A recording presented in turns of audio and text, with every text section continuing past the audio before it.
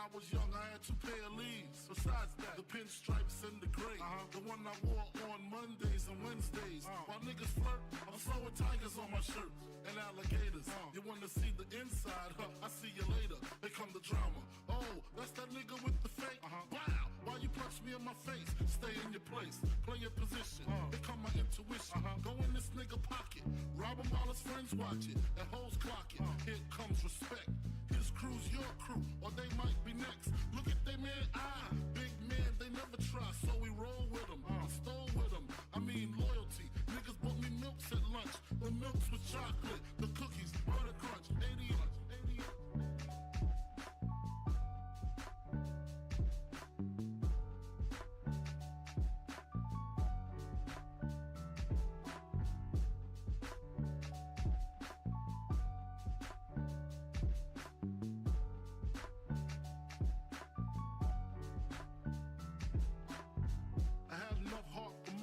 Long as I got stuff for most of them soft. Even when I was wrong, I got my point across. They depicted me the boss. Of course, my orange box cutter make the world go round. Plus I'm fucking bitches ain't my homegirls now. Start stacking, dabbled in crack, gun packing. Nickname Medina, made the scenes, took my Ninas. From gym class to English, pass off for global. The only nigga with a mobile. Can't you see like total? Getting larger in waist and taste. Ain't no telling where this felon is heading. Just in case, keep a shell at the tip of your melon. Clear the space. Your brain was a terrible thing to waste.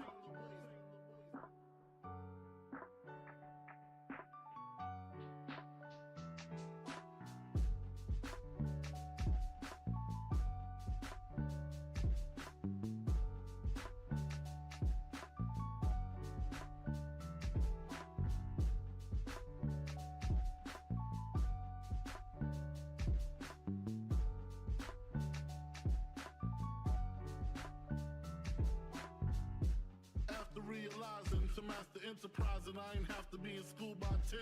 I then began to encounter with my counterparts on how to burn the block apart. Break it down into sections.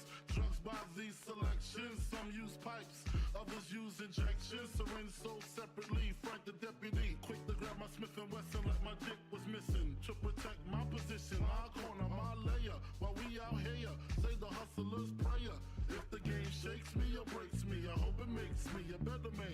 Take a better stand. Put money in my mom's hand. Get my daughter this college plan, so she don't need no man. Stay far from timid. Only make moves when your heart's in it. And live the phrase, sky's the limit. Motherfucker.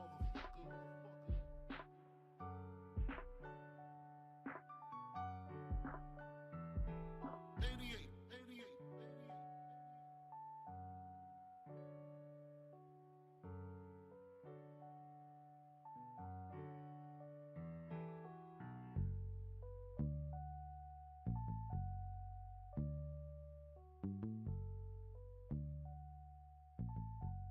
And live the phrase, sky's the limit.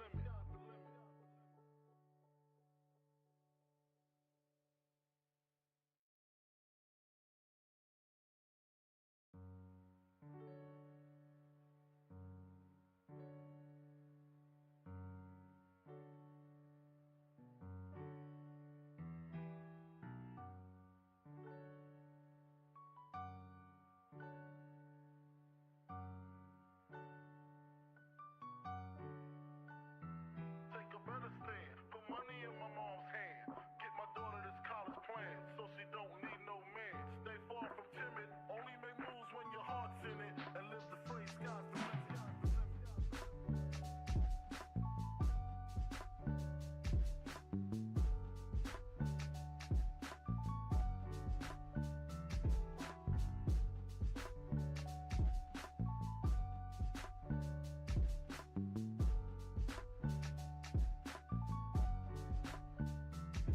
Nigga never been as broke as me. I like that. When I was young, I had 2 pair of leaves. Besides that, the pinstripes and the gray. The one I wore on Mondays and Wednesdays. While niggas flirt, I'm throwing tigers on my shirt and alligators. You wanna see the inside? I see you later. Here come the drama.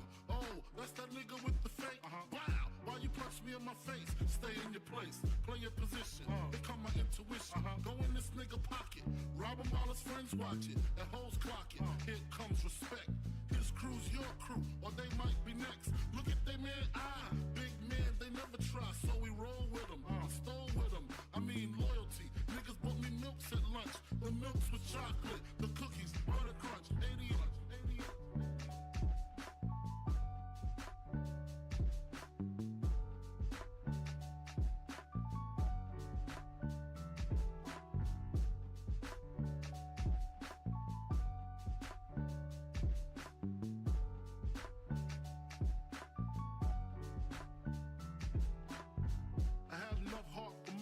Long as I got stuff for most of them soft. Even when I was wrong, I got my point across. They depicted me the boss. Of course, my orange box cutter make the world go round. Plus I'm fucking bitches ain't my homegirls now. Start stacking, dabbled in crack, gun packing. Nickname Medina, made the scenes, took my Ninas. From gym class to in-glass, pass off for global. The only nigga with a mobile. Can't you see like total? Getting larger in waist and taste. Ain't no telling where this felon is heading. Just in case, keep a shell at the tip of your melon. Clear the space. Your brain was a terrible thing to waste.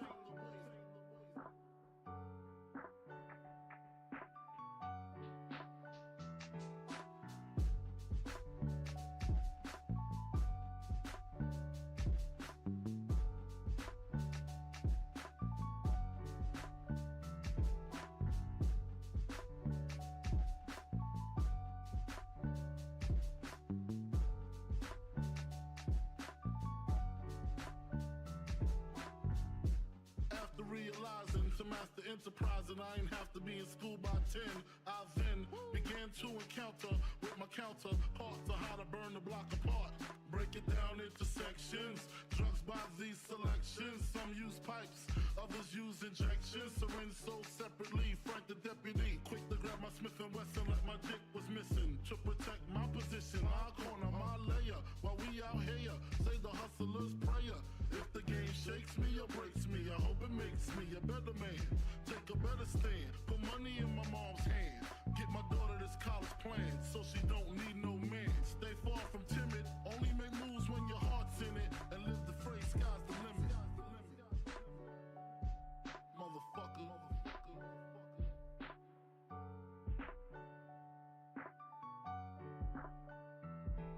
88.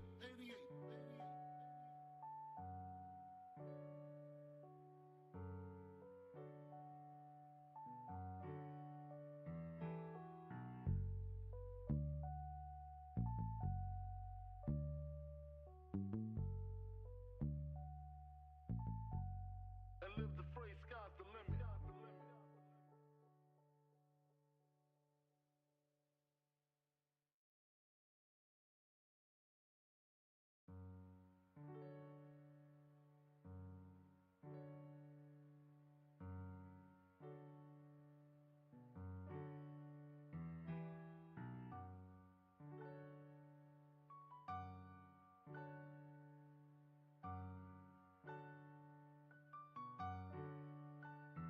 Take a better stand, put money in my mom's hand. Get my daughter this college plan, so she don't need no man. Stay far from timid, only make moves when your heart's in it. And live the phrase, sky's the limit.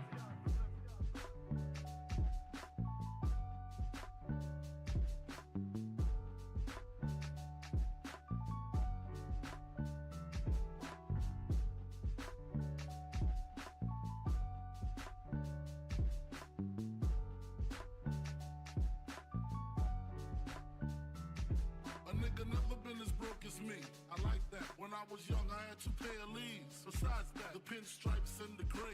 The one I wore on Mondays and Wednesdays. While niggas flirt, I'm throwing tigers on my shirt and alligators. You wanna see the inside? I see you later. They come the drama. Oh, that's that nigga with the fake. Wow, why you punch me in my face? Stay in your place, play your position. Become my intuition. Go in this nigga pocket, rob him while his friends watch it, and hoes clock it. Here comes respect.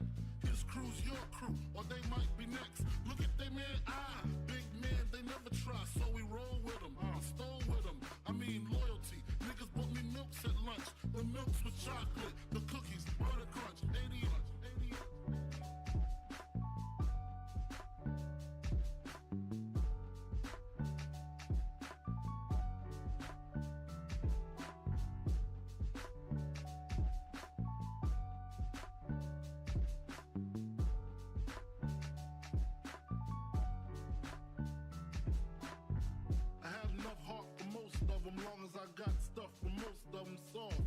when I was wrong, I got my point across.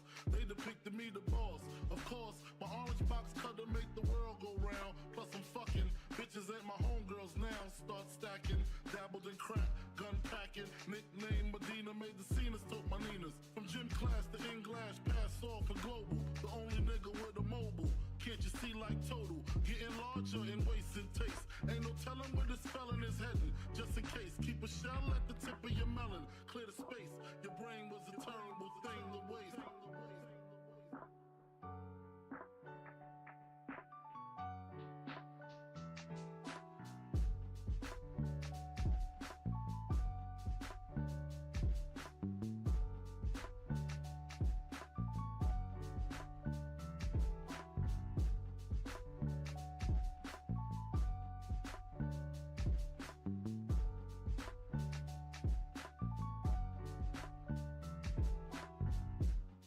Realizing to master enterprise and I ain't have to be in school by 10. I then began to encounter with my counterparts on how to burn the block apart. Break it down into sections. Drugs by these selections. Some use pipes, others use injections. Syringe sold separately. Frank the deputy, quick to grab my Smith and Wesson like my dick was missing. To protect my position, my corner, my layer. While we out here, say the hustler's prayer. If the game shakes me or breaks me, I hope it makes me a better man. Take a better stand, put money in my mom's hand. Get my daughter this college plan, so she don't need no man. Stay far from timid, only make moves when your heart's in it. And live the phrase, sky's the limit. Motherfucker.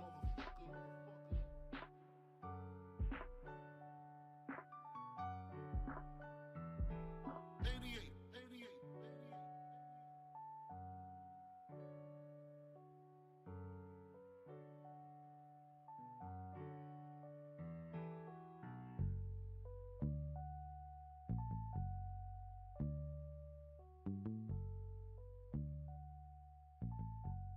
And live the phrase, sky's the limit.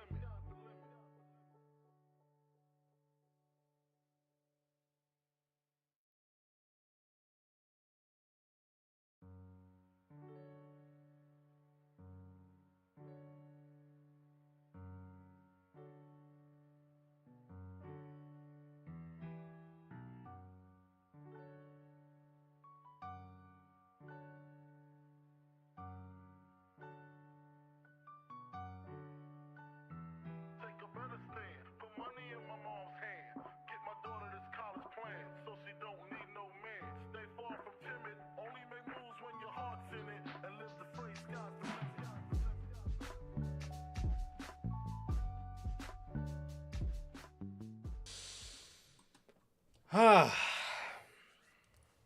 Golly. Through hell or high water, we have made it. We have made it here. We have made it here, man. Golly. I want to apologize for the abnormally long wait screen. Actually, not really. Usually, sometimes the wait screen is like 10 minutes. Yeah.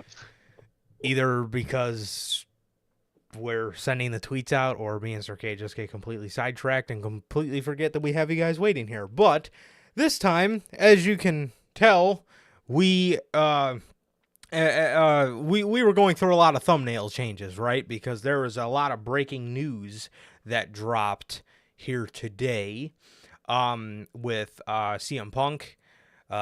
We got some CM Punk news. That's a huge story we have to go over today. Huge news. Huge news. So we got that. We got news on Adam Cole. We got a bunch of shit. We have news on so much stuff. And to top it all off, we have not only our WrestleDream prediction or our WrestleDream review, we have our Fastlane predictions as well, man. So it's going to be a pretty loaded episode today here for you guys. Here today for you guys, man. So we got a lot of stuff we have to go over. But nonetheless, we're here, man. Nonetheless, we're here, and yeah, we're gonna start you guys off with the WrestleDream predictions. Why do I keep saying predictions? We're gonna start you guys off with the WrestleDream review. We'll talk about that show and all that, and then to end it all off, we're going to end you guys with the Fastlane predictions, man.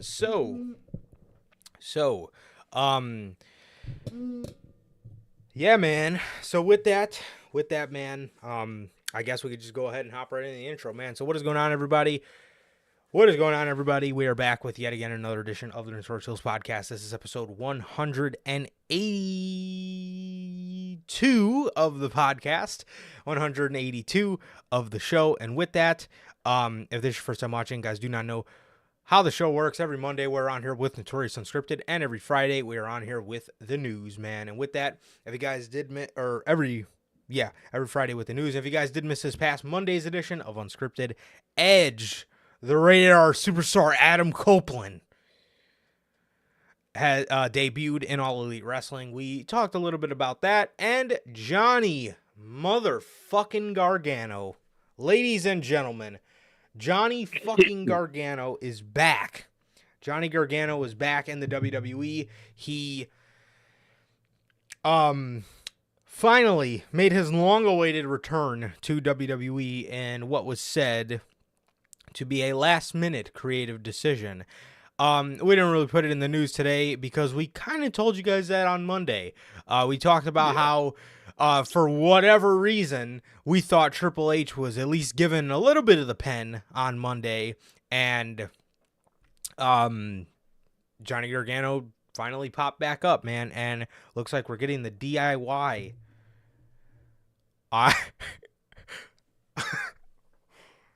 Oh, God. I don't know why, but I was like this close from saying the DUI reunion.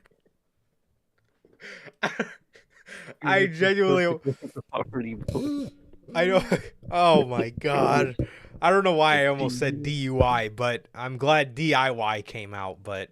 I mean, I read it on myself anyway. I don't know why I almost said DUI, but they're teasing the DIY reunion, man. So, yeah, dude, we're getting the DIY reunion, and I'm pretty pumped for it. We talked about all that. We talked about Raw. We talked a little bit about WrestleDream.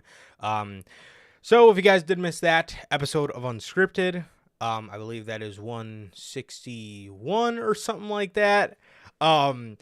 But oh man, I don't know why I almost said that, but that I don't know why that almost came out of my mouth, but I don't know why I almost said DUI, but I'm glad DIY came out nonetheless. But yeah, so if you guys did miss that, that is available for you guys on all platforms. That is Anchor, Spotify, Google Podcasts, Apple Podcasts, and if you want to see it first, join us right here live every Monday after Monday Night Raw for Unscripted, man. Also, if you guys have not got a chance to get your hands on some of the official Notorious Heels podcast merchandise, you guys can now find this live on the merch shop. That is bonfire.com. Link is at the top of the description of this very video. You have all 8 of these beautiful designs plus more. You have the Chicago flag design, the Uncrowned Kings of the IWC, the base logo design, the best kept secrets to the IWC, the Notorious World Order design, the three versions of it. You have the Chicago flag design, as you see on your screen, the classic black and white, and the Wolfpack red. You got all 3 of those. The Notorious Heels Grand Slam design, the baseball jersey-inspired logo, the Notorious Scratch logo, and the only community that matters. And if you guys are not hip to our newest design, you have here the other side. So this is our Halloween design merch, but it is so beautiful. I think this might be one of our yearly promotions, one that we throw in with the rest of the designs because, God, just look at it, bro. This is fucking beautiful. This is a fucking beautiful design, man. I love this shirt. We decided to call it the other side. It is available for you guys on the merch shop. Now, man, so a little bit of backstory behind the name.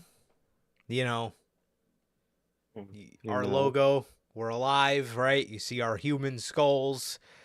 Well, in the Halloween design, you step into the other side, man. So, you know, heaven or hell or whatever. So, yeah, man. So that's the little backstory behind the name, just in case anybody was wondering why we named it the other side. So if you guys have not got a chance to get that, I'll show it to you guys one more time, man. The beautiful Halloween design, the other side, the Notorious Heels podcast. Halloween inspired design as well for you guys. Like with the rest of them on all platforms. That is Anchor, Spotify, Google Podcast. What the fuck? That is bonfire.com. Link is at the top of the description of this very video.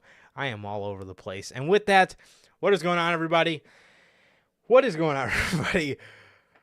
If this is your first time watching, guys, do not know who we are here at the Notorious Podcast. I am Johnny Mayhem, one half of the host. Dude, what? Holy fuck. Golly. Fucking botch. There's a fucking botch fest over here today. I am Johnny Mayhem, one half of the host of this very show. And as for the other half, we got my man Sir K here. How's it going, bro? Going good, man. It's going good. It's going really good reading all these comments about these DUI teams, man. Shit, Jeff Hardy and Matt Riddle. That's a fucking tag team right there. Well, the real tag team is Matt Riddle and Damian Priest, apparently, but that's a whole other fucking reference. But, I'm doing good, man. I'm doing good. Just chilling, man. Just chilling. Been good lately. Been good. Been pretty normal. Maybe not great after hearing this Chicago Phil news, but I'm doing good, man. I'm doing good. And like Durante always asks, man, how's life? How's the family, man? Life's good, man. Family's good. How is everybody doing in chat? Logan, Bell, Durante, Scooby Hubby, everybody, my boy all the new Joel. viewers. Hey, how's everybody doing? And what about you, bro? How you doing? Yeah, man, I'm good, bro. After probably what will go down in the annals of history as the choppiest intro I've ever done, I'm doing good nonetheless, and I'm glad you guys love me enough to look past all that. So, yeah, bro. But all jokes aside, man, I'm good. I'm good, doing good. Actually, I'm fucking not doing good because we're planning on doing the All Elite Crate unboxing here today for you guys. And does anybody want to take a guess when we get our All Elite Crates? Tomorrow. So We got to fucking sit on it for annoying. 2.5 days again. Yep. Like we always have to. Yes, seriously, bro. We have to sit on the fucking All Elite Crate for 2.5 days, like Sir K said, and we'll open it for you guys on Monday. But I was really hoping we could have got the chance to open it for you guys, man. We had a bad one the 2 times ago, and then we had a decent one. So I'm hoping that we're trending towards a great one because, golly, dude, those things used to be like decent too, bro. Like I remember the one where we got Joe and the Young Bucks, or like the Adam Page and Adam Cole one was nice. Get some good shit. I don't think get good shit this time and not fucking. Oh, I'll never forgive them for that fucking. That Best Friends and Danhausen one. I will Two never. of the worst acts in that company. That's the shirt we get. 2 of our personal most hated acts in that company. We get the shirt of. Seriously, bro. Oh God,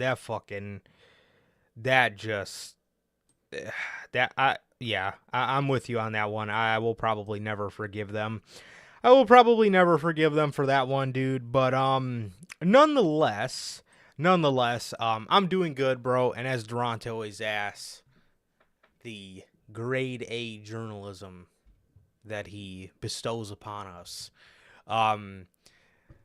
As Durante always asks, man, I'm good. Family's good. What about you, Durante? Logan, Bell, Scooby, Pops, how is everybody doing? And thank you guys for being here, man. Thank you guys for being here. And it looks like everybody is doing good after absolutely destroying me for almost saying saying the DUI reunion.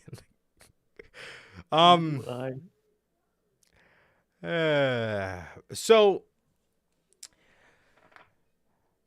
well, Belle has a question for us. She says, did you guys get the Survivor Series tickets yet? Because something tells me that this grander at Royal Rumble thing is just WWE media play because they did the same thing with Cody. If Punk has a say, he's debuting at Survivor Series. He's going to want to debut in Chicago. As Um, close as he can to his fucking release.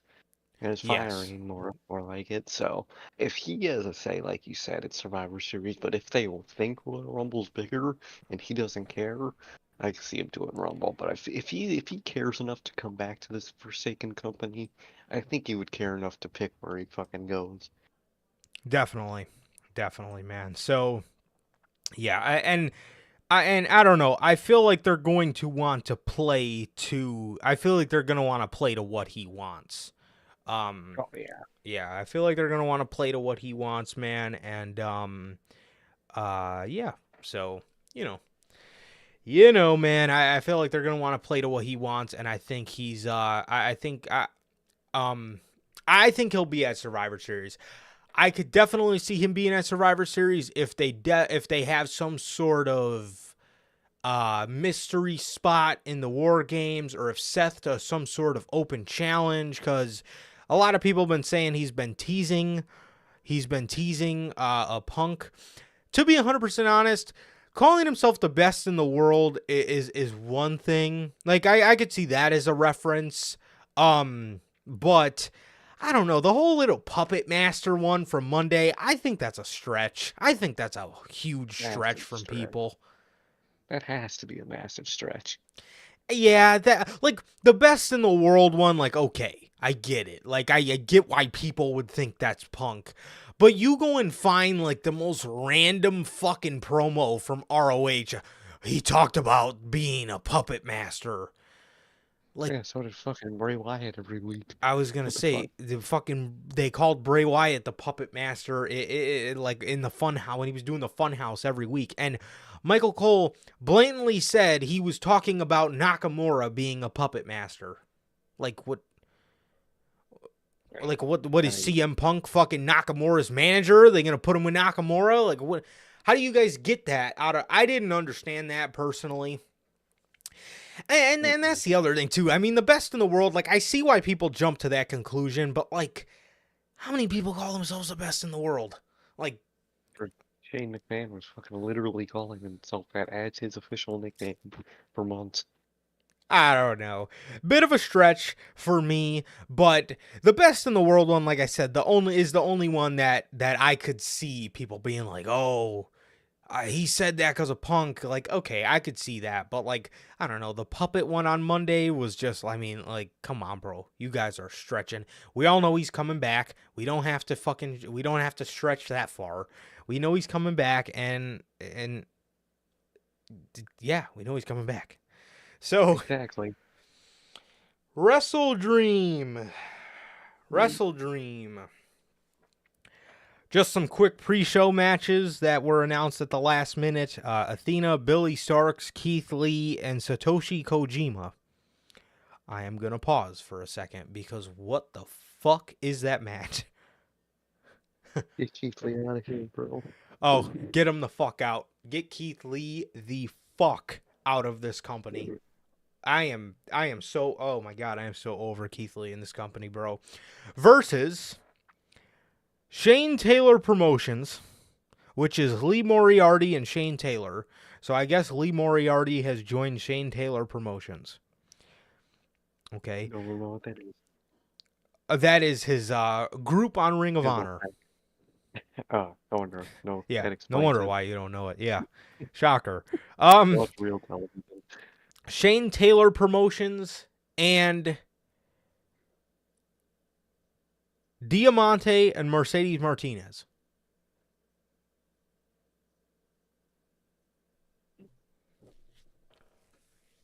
That's not even the best part. The best part is this match went 5 minutes and 45 seconds. I guarantee you, somebody on each team did not even get tagged in. Oh, I bet. I could bet that. Imagine flying to Seattle when you could have stayed home to stand on an apron. For 5 minutes. All right, so the babyface team wins. I actually heard that Billy Starks is confirmed as All Elite as well. She didn't get the graphic, but she's All Elite. Apparently, she told Busted Open or somebody. Good for her, man. Good for her. Definitely, man. Definitely. The next match on the pre-show was Claudio Castagnoli versus Josh Barnett, with John Moxley on commentary, which proved to be a financial bug, but a gem, to say the very least. A financial bug for John Moxley, that is. Oh yeah, financial fines up the ass, dog, but 100% worth it. Okay. Claudio beat Josh Barnett in 8 minutes and 15 seconds. Luchasaurus defeated Nick Wayne.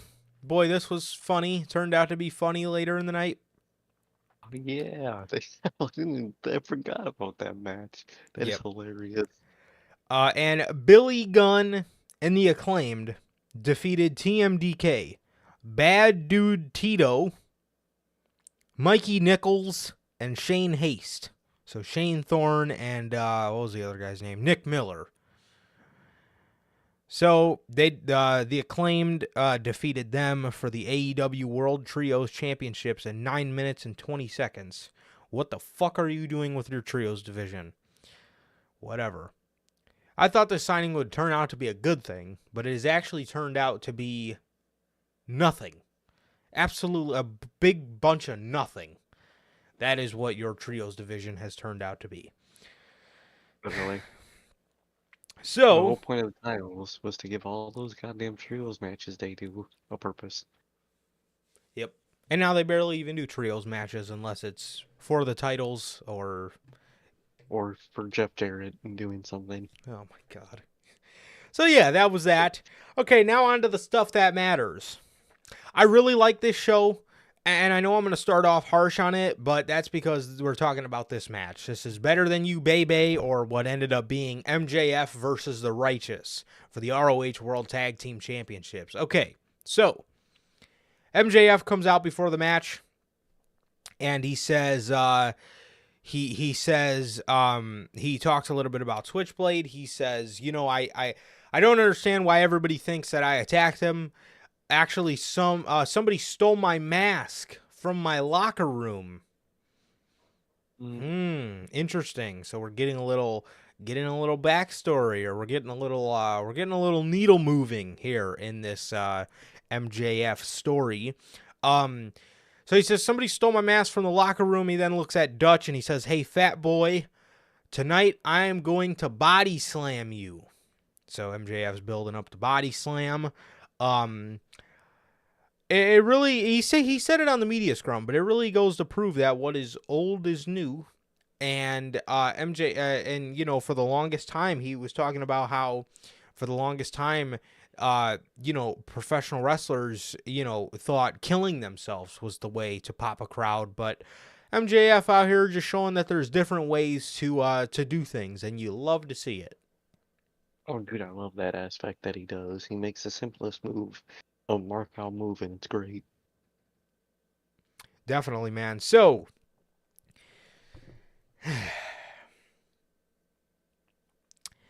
guys, and I don't know what to fucking believe at this point, if Adam Cole is really injured,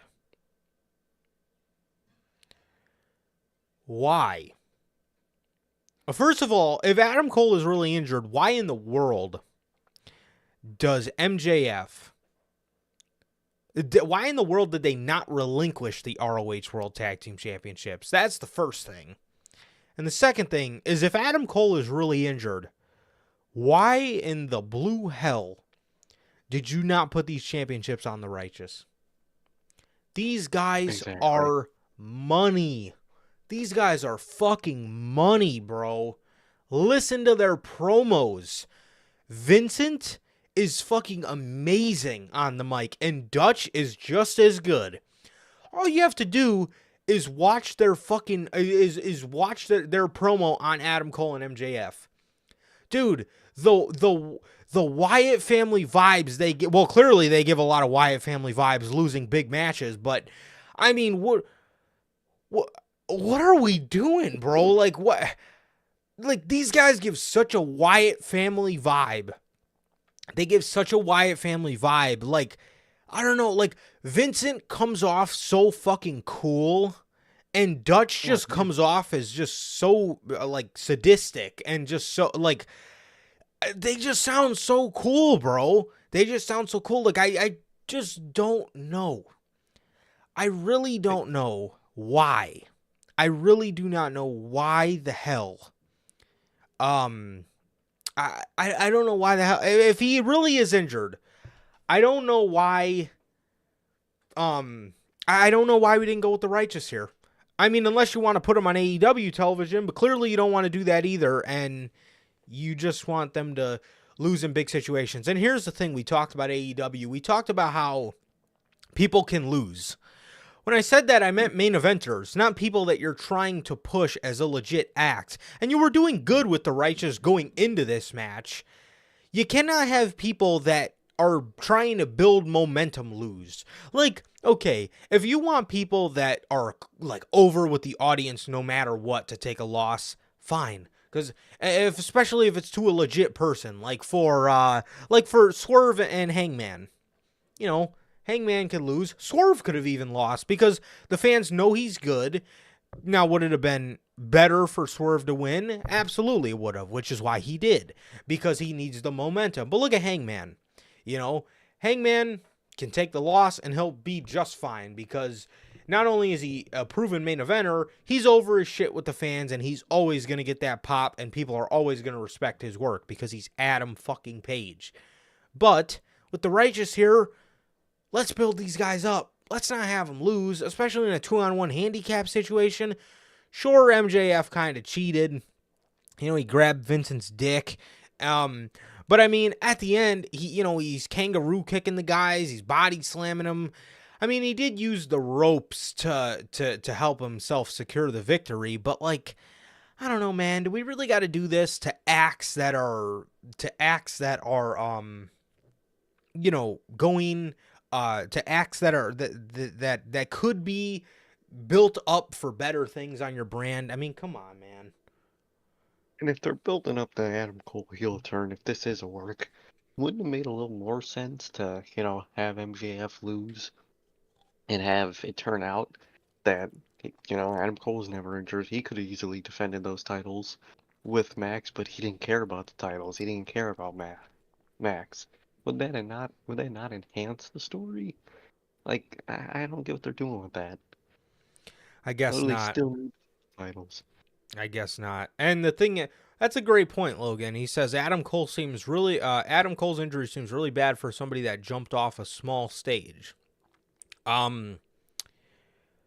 If it is real, the reason he could be waiting 3 weeks, I don't know about 3 weeks, is maybe his swelling is really bad. Because I know a lot of times when you do surgery, I don't know about 3 weeks, maybe like 2, but I know usually they wait for your swelling to go down because they can't really, I don't think they could really do surgery with if your swelling's like really bad, but I mean, if he's not injured, that's a great point. So I don't know, but I don't know. I really would have liked to see the Righteous win this one. Or how about, if Adam Cole really is injured, how about you have the guy in the Devil Mask? How about you throw somebody in the Devil Mask, which I'm sure is Adam Cole, but, you could throw anybody out there.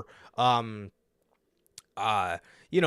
could throw Adam Cole out there. And hell, if it is a guy that's not injured, you could have Adam Cole come back and say it was him, and then pretty much, try to storyline say that the injury was fake. So, Exactly. You could have had the guy in the Devil Mask come out and cost him the match, but I don't know, man. Vincent and Dutch are so fucking cool, man, and I hate to see an act that you can be building up for great things lose a big match scenario like this. I mean, they're losing to MJF, so they don't look entirely bad, but I hope AEW stays on a pace with pushing these guys because these guys are fucking money, and I don't know how you don't see it. Exactly, man. Exactly. They're a great act. They're really great, and people want to see it, and made them lose already. Not a great start. No, man. This one went 9 minutes and 40 seconds in an MJF victory. He body slammed Dutch, did the kangaroo kick to both of them, man, and then he pinned Dutch, and he had his What is it? Let me find it. He had his foot on the apron, or on the ropes, I mean. So the next match was Eddie Kingston versus Katsuyori Shibata for the ROH World Title and the New Japan Strong Openweight Championship. This one was really good. This one was short and sweet, hard hitting, strong style, great action. Yeah, it was short and sweet. It was 11 minutes, and they used every 11 minute to their advantage. Eddie Kingston ended up picking up the victory, man, with a show of respect to Shibata after the match, man. So yeah, I really enjoyed this one. Actually, this one was really really good, really hard hitting, and yeah, it was short and sweet. So, and that's exactly what it should have been. Definitely, man. Definitely. Short, sweet, did its job, man. Good for Eddie Kingston, man. I hope they keep building them up with all what they're doing, man. I actually really enjoy it. Definitely, man. Definitely. I hope it leads to him eventually winning an AEW championship, like the All Atlantic title or something. Yeah, look at that. Oh, Eddie versus Mox. Boom. that would be perfect. That would be perfect. Alrighty, man. Next, Chris Statlander versus Julia Hart. Julia Hart looked great in this match. It's actually insane how much she's been improving, but she looks great. Actually, bit of unfortunate news. I heard she's supposed to be taking some time off, so that kind of sucks, but what are you going to do? So If she's getting married or something. Oh, okay. So it'll probably only be like 2 weeks. It'll be quick. Yeah, 2, it'll 3 be weeks. quick. Gotcha. That's good for her. Happy for her and Mr. Lee Johnson. So, so yeah, man. So Stat wins this match, and this one was all right. This one was okay. I wasn't really too crazy on the match, but it was still very good nonetheless. Wasn't nothing crazy, but I mean it was okay. It was okay. Yeah, I was honestly more interested. I was more interested, and I guess kind of more shocked on just how far Julia Hart has came. Crazy. But yeah, man.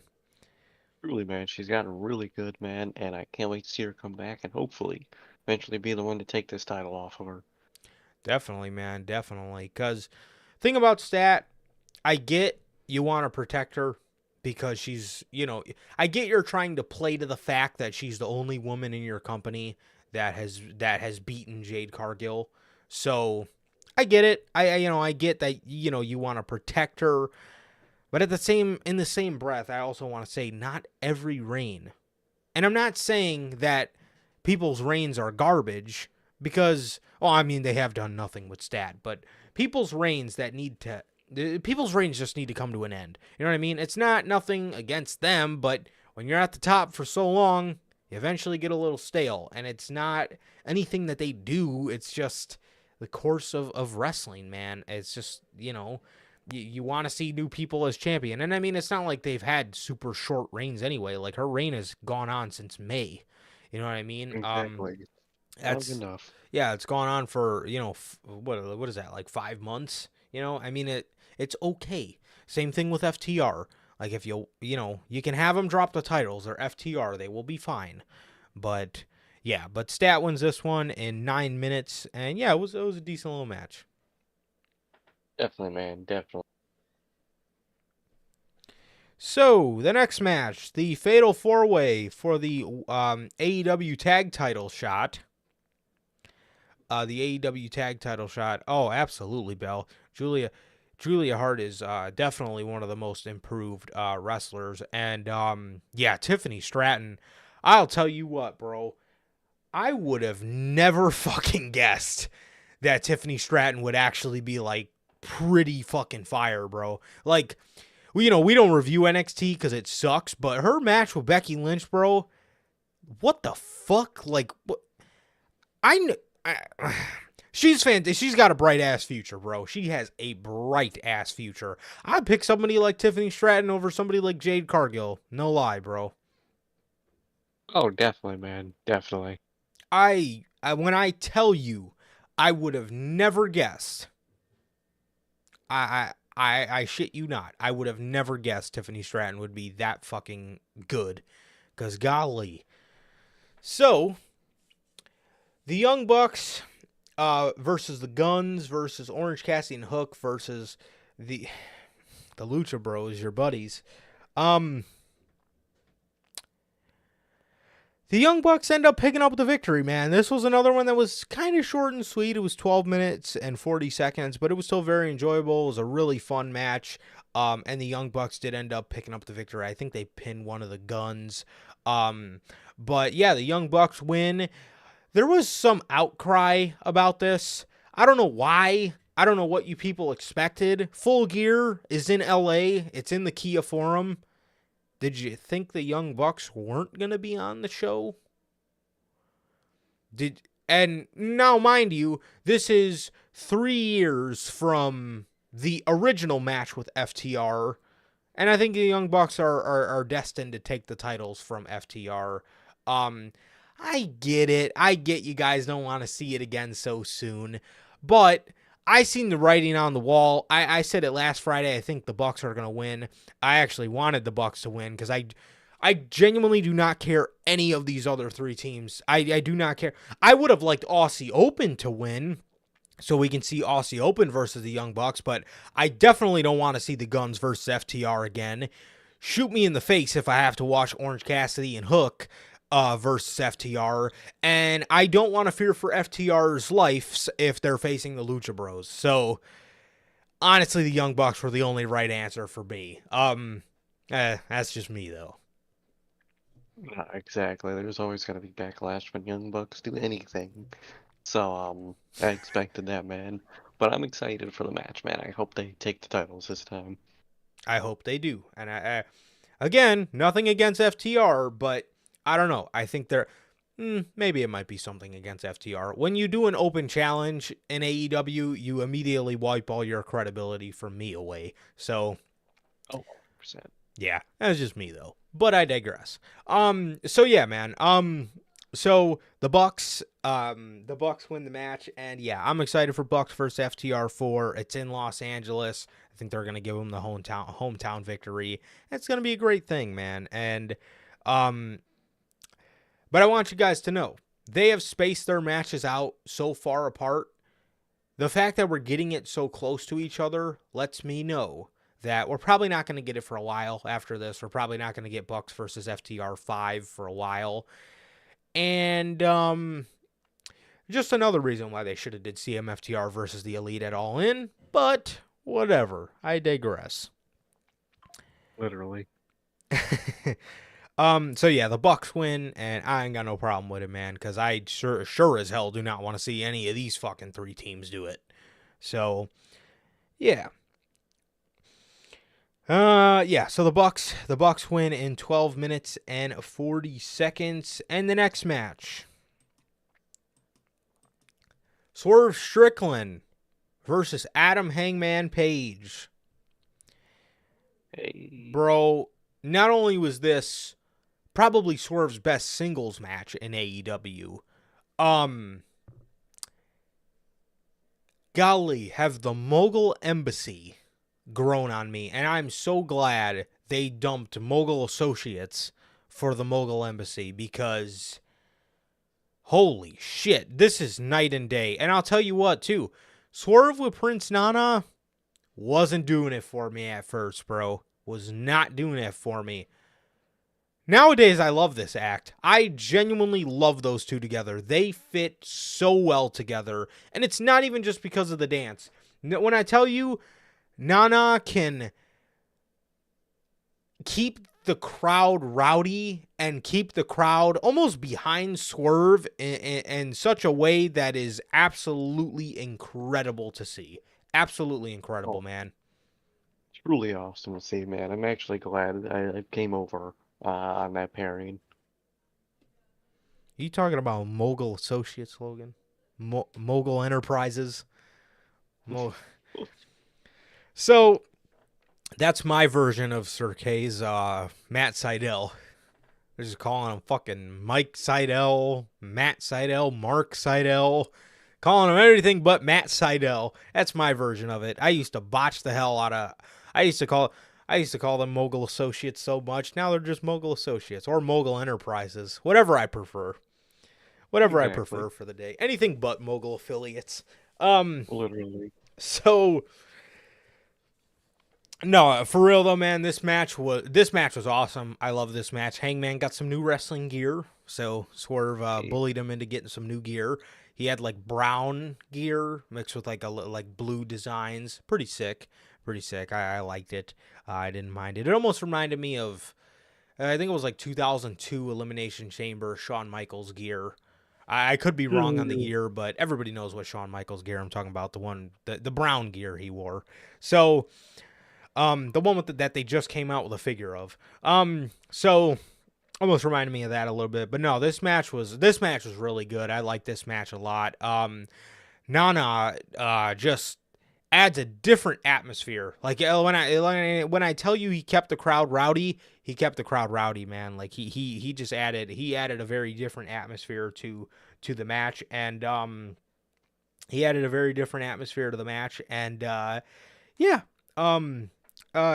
he's just fantastic. And yeah, that is the manager you need to keep alongside Swerve, because those two are just great together, man. They really are, bro, for real. Truly, I really like what they're doing with them. Yeah, so at the end of the match, Hangman went to Hangman went for the buckshot. Nana distracted him. He got inside the ring. Swerve hit him with Nana's crown, and he hit him with his little like jumping sidekick thing. And he put Adam Page away. So he hit him with the crown and then hit him with his little kick, and he put him away, man, in 20 minutes and 15 seconds, bro. I really love this match. And look, Hangman lost, and guess what? Guess what happened to him? Nothing. He's fine. Exactly. He's still over. All good. Yeah, he's still over. The crowd still loves him. It's great. It's great, man. So, what do you know? Putting two main eventers against each other, man. Speaking of main eventer, I really hope this really puts Swerve in that main event upper echelon, and I would really like to see him start trending towards the world title in the main event scene at the very least for now, man. So yeah, you love to see it, bro. You love to see it. So he defeats Adam Page, like I said, in 20 minutes and 15 seconds, man. But what did you think of this one? Thought it was really good, man. Thought it was a really great match. I love what they did here, and I love that they're putting two big guys, two big names up against each other again. Yeah. And it's really awesome, man. And I hope Swerve gets put in the main event scene. Absolutely, bro. Absolutely. I hope so too. But yeah, man. So with that, yeah, that was that one. And for the next one, these guys had the unfortunate task of following this match. But Ricky Starks versus Wheeler Yuta, this one could have easily been on a Dynamite, man. I mean, this match was nothing more than your average good Dynamite match, to be honest, bro. But yeah, Ricky Starks picked up the victory, man. And yeah, that was no much more than that. Honestly, the most intriguing thing about this match was Jon Moxley on commentary. Oh, dude. That shit was when fucking Nigel was talking. No, that was the Danielson match. Never mind. Commentary was also awesome in this match, but it was literally just let's get Ricky Starks on a pay-per-view so he doesn't run to Cody match. Fair enough. That is a very fair observation, if I do say so myself. Run to Cody, man. Please. Yeah, if I was him, I'd probably do the same thing. I would probably do the same thing, because what the fuck are we doing? And I know he's like best friends with Bayley, so that would probably have another thing that'll come into play. So that is true. Hell yeah, bro. So the next match, speaking of Blackpool Combat Club, Bryan Danielson versus Zack Sabre Jr. Hey, minor complaint about this match. When they're doing introductions, please do not have Justin Roberts say, "And the next match, this is a dream match scheduled for one fall." I I think we fantastic. understand that. I think we understand that it's a dream match. You do not have to say that, but okay. All things aside, man, this was awesome. This was an awesome match. I loved this match. I love this match. Just technical wizardry, and I think Meltzer gave it, not that this matters, but Meltzer gave it like 5.5 stars. But this one lived up to the hype. I will say the Okada match. I don't know if it was because of the injury, but um whatever components came into play, the Okada match was okay, Yeah, but it was it a match. it yeah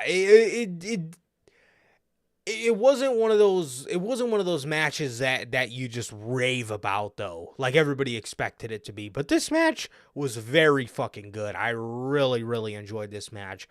Very technical, very technical, so you knew that coming into it. You knew that it was going to be technical as hell coming into it. So it was a very technical match, but it was a very good one. And I really like the story they told here, leaving the door open for another one.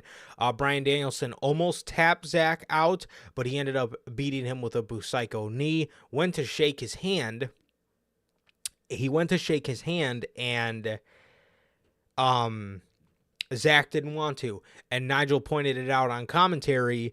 Zack didn't shake his hand because Zack didn't respect that he put him away with a strike. He would have rather a submission. So I could see their second time around doing this maybe when Danielson's a little bit more of a special attraction, and I could see maybe Zack getting the tap out victory on Danielson. Definitely, man. Definitely. I love this match. I thought it did really good. Mm-hmm. Commentary Oh my absolutely god. killed me. When Saber was getting his ass beat by Daniel Bryan, or fuck, I did it too. Bryan Danielson. And Nigel is talking about no, he has a family. And John Moxley gives the classic. Nah, fuck that guy. Beat his ass. Goated. Goated commentary. Great match. Loved Dude, it. it was so funny when Mox would cover up the mic, but you would still hear him through the other commentators' mics. Oh, Just saying fucking out of pocket shit. Loved it. beat his ass, Brian. Like what? Like you can't hear him from the other mics. Oh, but I will say, Bell, too. Talking about NXT, this is probably the most we talked about NXT ever. Um, bro, Dragunov and Carmelo, that shit was fire, bro. They fed the streets with that match. That match was insane, and I'm so glad that Dragunov finally got the victory. And the reason I say that is because unlike Carmelo Hayes, where it looks like they're gonna still keep him down in fucking NXT for no reason, it looks as if as soon as Dragunov drops that title, we're getting him up because we actually have some news on Dragunov. So should be interesting, Interesting. bro. But Danielson wins this match in 22 minutes and 45 seconds in an absolute classic, an absolute Matt classic, if I've ever seen one. Yeah. Technical classic, for sure. Trios match. Chris Jericho, Kenny Omega, and Kota Ibushi defeated, they faced Sammy Guevara, Will Ospreay, and Konosuke Takeshita. The Don Callis family ended up winning this one. Can't remember who pinned who. That's what I'm saying, Logan. I swear to God, dude. Like, do we really have to do all this extra bullshit, man? I mean, could we just fucking call him up and put him with Bobby and the Street Profits? Like, bro, they already teased this. Like, Exactly. we And know this is on the cards. you could do the storyline that you want to do in NXT eventually on the main roster where it matters. What? No, it's like when Dude, fucking Tony Khan put shit on ROH. That's cool and important. Put that shit on a show that matters. seriously. Like Athena, the hidden goddess. Put her on fucking something that matters. Give her a real women's championship, not the mid-card women's championship. Yeah, especially when you consider when all things are considered and you consider who the women's champion right now is. Can't even take a fucking suplex. Golly. Okay, thank you for the assist, Logan. So Sammy Guevara ended up pinning Chris Jericho. I couldn't remember who pinned who, but I just remember this being a really fun match. I always like seeing Kota Ibushi and Konosuke Takeshita go at it. So very nice, very nice here, man. And then and everybody else. Will Ospreay and Kenny Omega, obviously, Ospreay and Jericho, man. So it was nice seeing all different kinds of mixes in here, man. But yes, I do. The one thing that pops out the page for me, for this one is just this match being incredibly fun. This was an incredibly fun 6-man tag, and Sammy Guevara pins Chris Jericho after Don Callis hits Jericho with his bat. So yeah, man, that was this one, and yeah, this one was really fun, man. I really liked this match, and yeah, so that was that. Man, definitely, I like it. I like it. Did its job. Definitely, bro, definitely. So FTR versus Aussie Open for the AEW Tag Team Championships.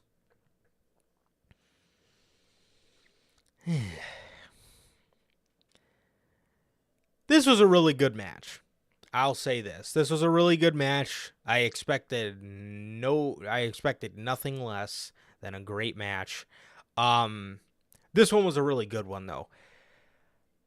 I really wish Aussie Open would have won. I mean the Bucks are about to end the FTR title reign, so you know, I'm sure this reign's gonna be over in about a month, and a half or so.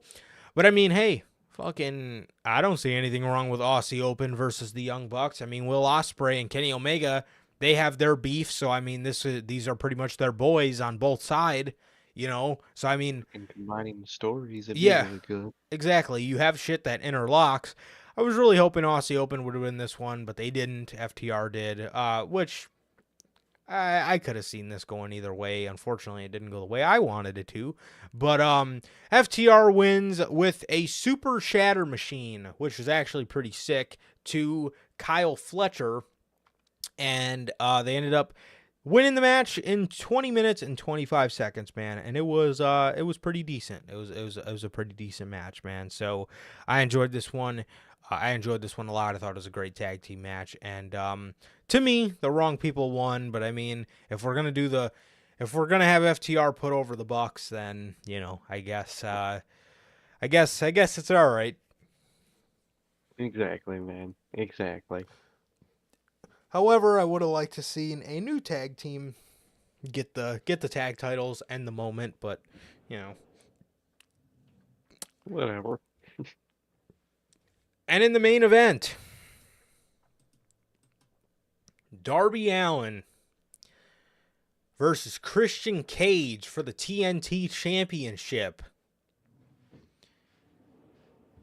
I love it. Dude, I just want to point out the 180 we've made from when Christian debuted. When Christian debuted, everybody was like, "What the fuck is this? What the fuck is this for a debut? Christian Cage, really?" To see how far we've come. Or how about this? All Out 2021. AEW's best pay-per-view they've ever done. We were sitting in the crowd. What was the one thing about that show going into it that absolutely fucking irked us? Irked. It was the fact that Christian Cage was in the main event and not Hangman. To see how far we've come is just Absolutely wild to me. This man put on one of AEW's best pay-per-view main events in 2023, and 2 years ago at AEW's peak, this man was in a main event that nobody cared about of their biggest show of the year, or what was their biggest show of the year. Now it's their biggest scraps of the year. But, dude, just to see how far we've came is it's astronomical. It's fucking insane how far we've came since this man was has turned heel, really. I mean, that completely flipped the script for his career, man, and he's done amazing. This was one of the best AEW main events, and to quote Logan, bro, I really believe it is safe to say that Christian has lived up to the hype, because this heel run is one of the best in company history. In AEW's history, Christian is up there as a top 5 heel in that company's existence. Oh yeah, dude, definitely. He has been insane.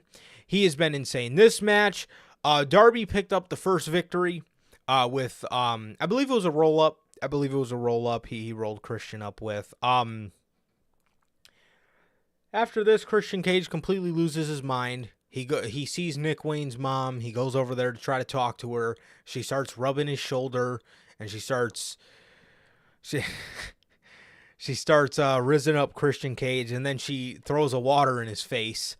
He throws a water in his face. After this, Christian Cage completely snapped. He fucking suplexes Darby Allin on the steel steps, straight on his back, and that wasn't good enough, because then he gets on the apron, picks Darby up, and throws him on the steps from the fucking apron. And Darby landed on, like, his shoulder.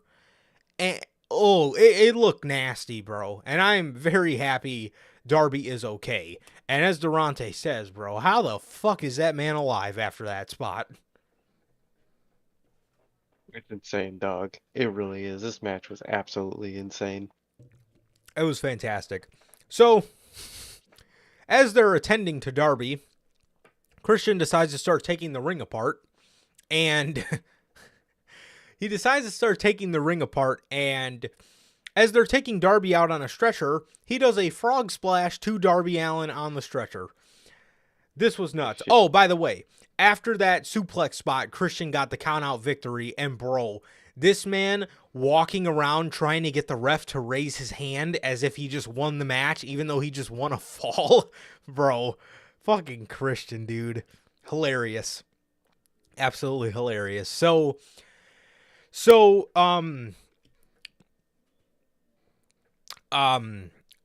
these guys, after this spot, they continue to wrestle. There was like sunset flips onto the board. There was coffin drops on the board. Christian Cage then accidentally spears Bryce, or I think it was Bryce that was the ref. He spears Bryce, and he goes over and he grabs the TNT title. He's about to grab it. He gets in the corner because he's about to smack Darby in the face with it. Nick Wayne comes from behind, grabs the belt. He, is on the outside of the ring, and he walks over by his mom, and he's holding up the belt, taunting at Christian Cage. And he, his mom's hugging him and stuff. Christian jumps out of the ring. Nick Wayne jumps back in, stands side to side with Darby. Now Christian jumps in the ring, and he's cornered. Nick has the title, and you can hear him say, after everything you've done to me, everything you said about my mom, my dad, and he fucking smacks Darby with the belt. He fucking smacks Darby. Christian just has this fucking smile on his face as if he knew he just fucking escaped this one. And another thing I love about Christian's run, in the beginning of this match, he sent Luchasaurus to the back. Yeah. He sent him to the back. He fought this match on himself. And he knew he had that other fucking ace up his sleeve. Yep. Fucking Nick Wayne. That shit killed me.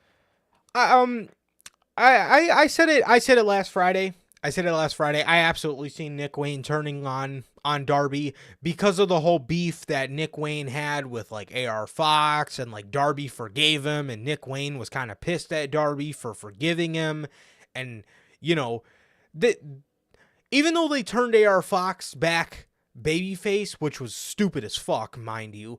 I haven't seen him since.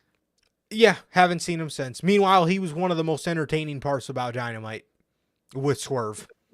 Dude, Shiesty, AR Fox, dude, can't beat it. I'd rather see it than half of fucking Tony Khan's favorites. Oh, fuck yeah. Oh, God.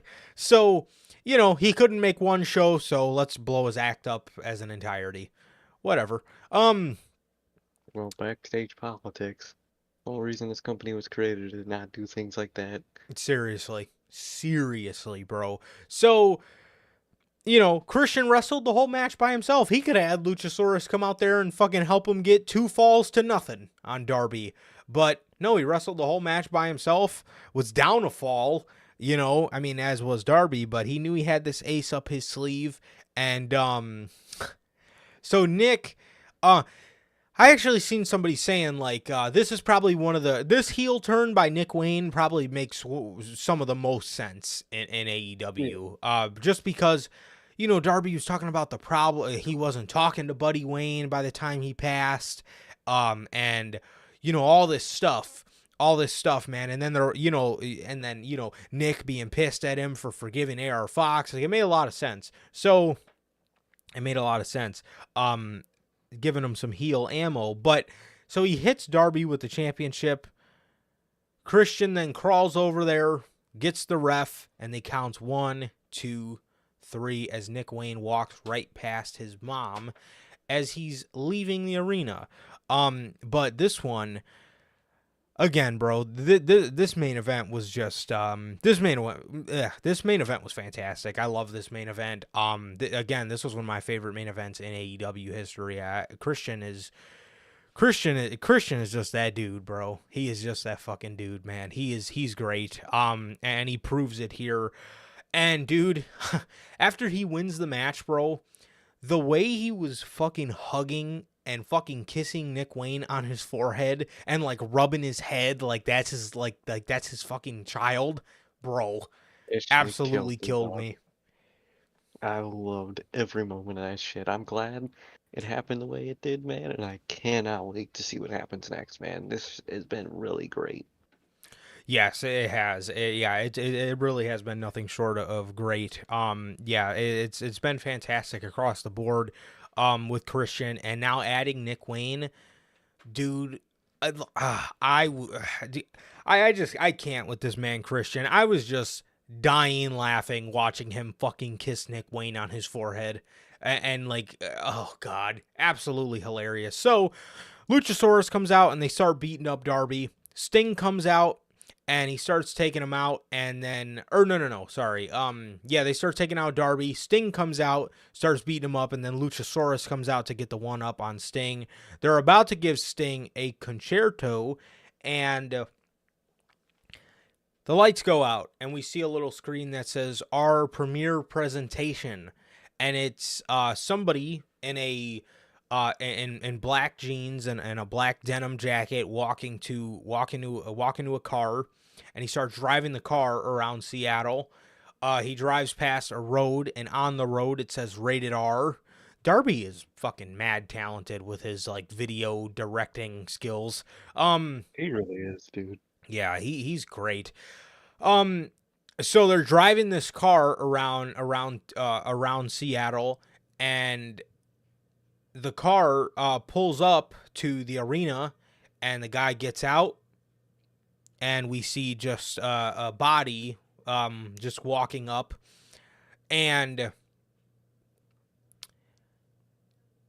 all we hear is, "You think you know him," which is actually Beth Phoenix's voice. That's actually Beth Phoenix's voice on the intro. "You think you know him." Obviously, they can't use "You think you know me." I don't know why they couldn't use "You think you know me?" You never did. Dude, I was just watching that a couple days ago. Or no, yesterday. I was just watching a clip of Edge coming out to the other side. Dude, Edge, before he was short hair Judgment Day Edge, when he was long hair Judgment Day Edge, bro, that was insane. oh God, they fucking failed that man so hard.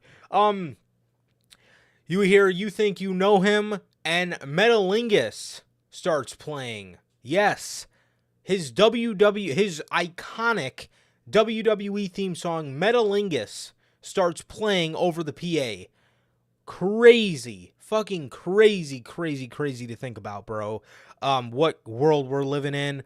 And I see a lot of people calling Edge a sellout, calling him this, calling him that. Dude, you might as well call every fucking wrestler a sellout, because we're in the day and age of people jump ship. Get the fuck over it. People go here, people go there, people go back here, people go back there, people go back to where they went, to where they jump ship. It's gonna happen. So you might as well call everybody on the planet a sellout, because you're never going to please these people. Sure, is Edge a sellout? Is CM Punk a sellout? Is Cody a sellout? Is Jade a sellout? Is Bryan a sellout? Sure, they're all sellouts. If that's what floats your boat, then that floats your fucking boat. Get over it. It is what it is. Ain't no loyalty in this business. If CM Punk can go back to that godforsaken company, anybody can go anywhere. And I mean anybody. Roman, he included in that for me too. I guess I wouldn't be shocked one day. I really wouldn't be shocked one day. Right. I would be shocked. If CM Punk will go back to that fucking company, anything is possible. Anything is possible. Bro shat on that company for 7+ years, and he's going back. Cody did the same shit. Cody was Mr. Anti-WWE. Cody was quoted at Fight for the Fallen a couple years ago saying, "You can't counter-program All Elite Wrestling." Yet on Tuesday, he's showing up to NXT to counter-program All Elite Wrestling. People are going to jump ship. Who gives a fuck? As fans, I don't care. You guys know how I feel about Punk coming back. You guys know I was a little sour that Cody went back to WWE, but over time, I don't care. Actually, I like him better in WWE. Now, in saying that, I think his presence is missed in AEW, but in terms of on television, which Cody Rhodes I liked better, I like the one in WWE better. That's just me. And if you like the one in his early AEW run before his whole champion stipulation stuff, I can't fucking blame you for that either. It's really just personal preference, but oh yeah. Is his presence missed in AEW? Yes, but this man, Cody, was anti-WWE and he went back. Punk is anti-WWE, now he's going back. It's okay. We will live and it's going to be okay. It will be okay. I guess everybody's a sellout. Edge is not a sellout. I guess maybe he is, according to some people. These wrestlers aren't sellouts. They just jump ship. Whether you got fired or whether you jump ship on your own accord, you jump ship, okay? It is what it is. It's okay.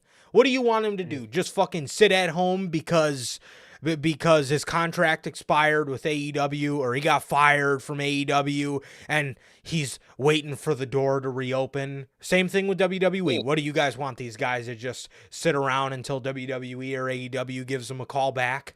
Hey, we want you back, man. The fuck? Exactly. Get it together. Go where they want to go. Get it the fuck together. Anyways, yes, so Edge pops up in AEW. Now, I will say, bro, we've definitely seen crazier shit. We've seen crazier shit. We probably will see crazier shit in like a month. But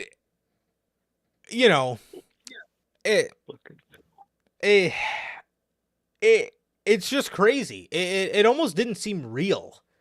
He looked so out of place.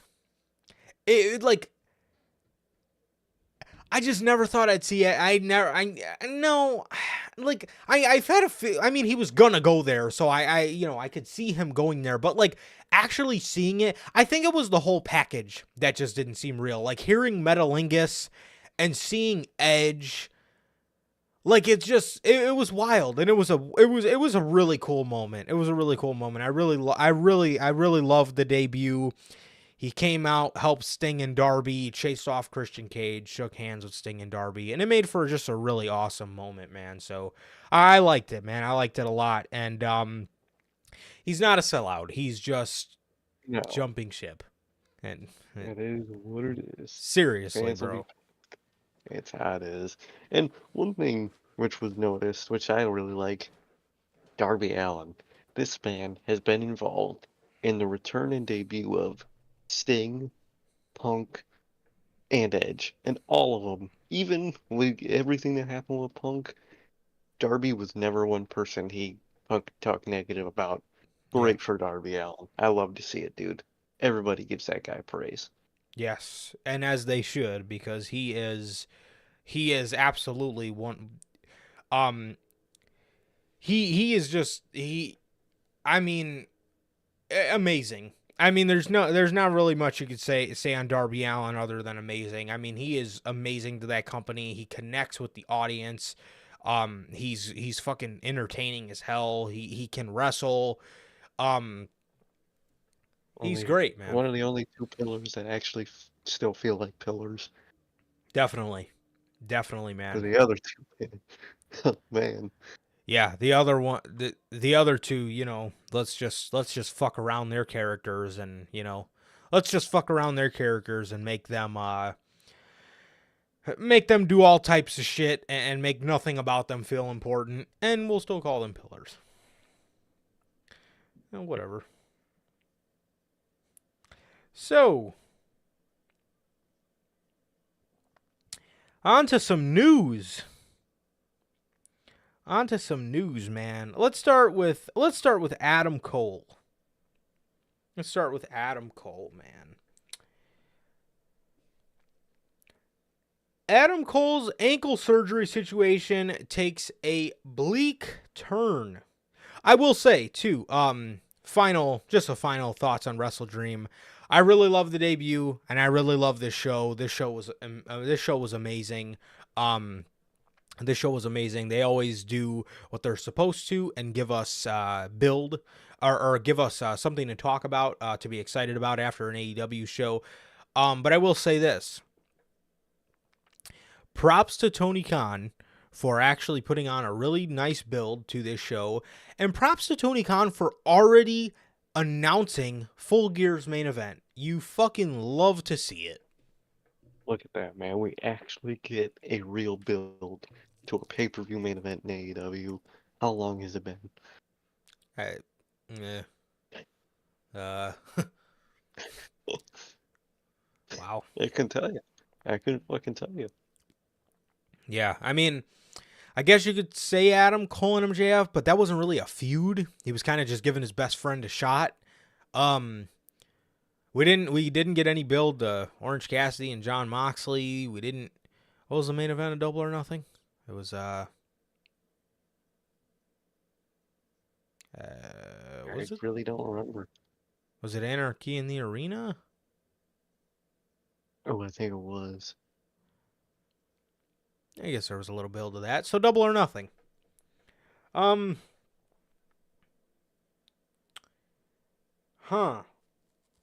the last time we got an AEW World Championship build in the main event.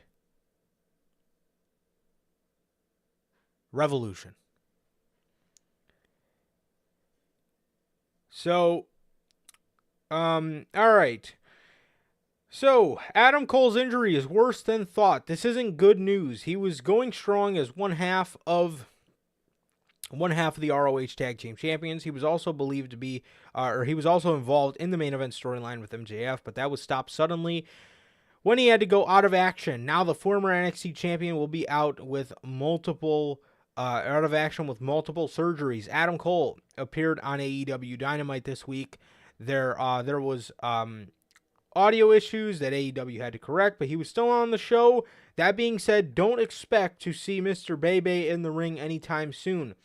During Adam Cole's recent Twitch stream, he revealed that the doctors have told him that he will need 2 surgeries for his ankle. This is not the news anyone wanted to hear. Adam Cole is set to have 4 plates and 4 screws put in him in the process. Adam Cole also said that this is the most painful injury he's ever been through, but he's confident he will return to the ring. That being said, Adam Cole does not appear to have gone under the knife yet. Wow. Dude, the more they talk about this injury, the worse they make it look, and the worse they talk about it. It's just really got me thinking, man. I really think at least an element of it is a work, dude. So that was one of my predictions too. So, yo, what's up, JB? How's it going, man? What's up, man? So that was my prediction, bro. So Adam Cole, either he's not injured and they're just gassing it up, or what he's doing here is saying that he needs to have 2 injuries or 2 surgeries when he only needs to have 1, but they're trying to overshoot it. So when he comes back, it's a shock. That's one of my predictions. 1 for each scenario. 1 for if he's not injured and 1 for if he really is injured. But the more they talk about it, man, you definitely have a great point. I could see this shit being a work, man. I could totally see this being a work. And if so, this could be one of the best works in AEW history. But man, definitely. They're playing it up really good if it is, man. And if it's not, I feel like it's still not as bad as they're playing up to be. Even if the element of the injury is real, I don't think it's fucking 2 surgeries and a destroyed ankle bad. Definitely, man. So, yeah, man. So that is the news. That is the news on Adam Cole and if he will be good to go. The update process on his ankle, if you can call it that. Logan says, I expect this to go to full gear when we will find out as Adam Cole is behind the mask after MJF beats Jay White. I could totally see that. Well, speaking of full gear, Mercedes Moné was asked about a full gear appearance. She was asked about a full gear appearance during a recent interview where she said, "When is it? I'm free." Or she said, "I'll have to check the schedule," I think. And then she said, "I'm down," but she'll have to check her schedule. Where's it going, man? Very interesting, bro. Very interesting. I wonder if this will develop into anything. Oh, I apologize. She said, "I'll have to check the schedule, but sure, if I'm free." That's what she said. I think it'll eventually lead to Soraya versus Mercedes. And please get that title off of Soraya. Dude. Yeah, no kidding, bro. No kidding. There's absolutely no way I'm seeing this piece of news right now. The rumor going around WWE is that Undertaker will be in Orlando for NXT. I thought that was fake. That's real? Oh no. Dude, they're getting Taker to fucking counter program the most random episode of Dynamite ever. Dude, they just got Edge and Luchasaurus. Why are they doing all this? I was gonna say that's literally the only big thing on that show is just Edge in his first match. There is Hangman versus Jay White. There is that. But you gotta call Taker for that, bro. Holy! I thought that was. Dude, I thought everybody was just messing around, like throwing names to the. Dude, that is actually fucking wild. I think we all know who should make an appearance on NXT. Oh my god, could you imagine Punk just fucking comes back on an episode of NXT? Uh, Punk would work too, man, but I think he got another name. And then I'll leave it as a mystery to the audience. fair enough. Fair enough. So yeah, dude.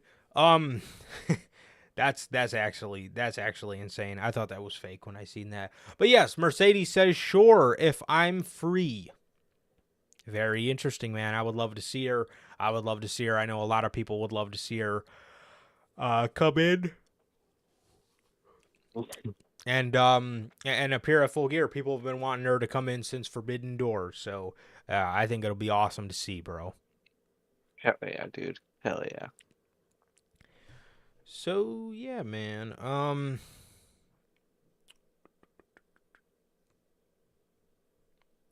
Oh, speaking of Edge, the rated R superstar Adam Copeland. Dude, it is so fucking weird hearing them call him Adam Copeland. It's just it's gonna take me a minute to get used to that. Or Oh, dude, that's like, they call him rated R superstar Adam Copeland, like that's his whole name. oh, dude, I swear to God, they're Seth freaking Rollins in his ass. Oh my Like, god, dude, it's we it's get the it. rated R superstar Adam Copeland. Like, yes, people know him as a rated R superstar, but just call him Adam Copeland. Seriously. Um Adam Edge Copeland will be full-time in All Elite Wrestling, man. Tony Khan confirmed during the WrestleDream media scrum that Adam Copeland will be full-time with AEW. He's scheduled to appear on Wednesday's Dynamite and Saturday's Collision, and then he will make his in-ring debut against Luchasaurus on Tuesday's edition of Dynamite. This is awesome. This is awesome, man. This clearly tells you that he did not want to be booked how WWE was booking him, and that is, old man Edge, fucking use you every 4 months, Edge. That guy. Exactly.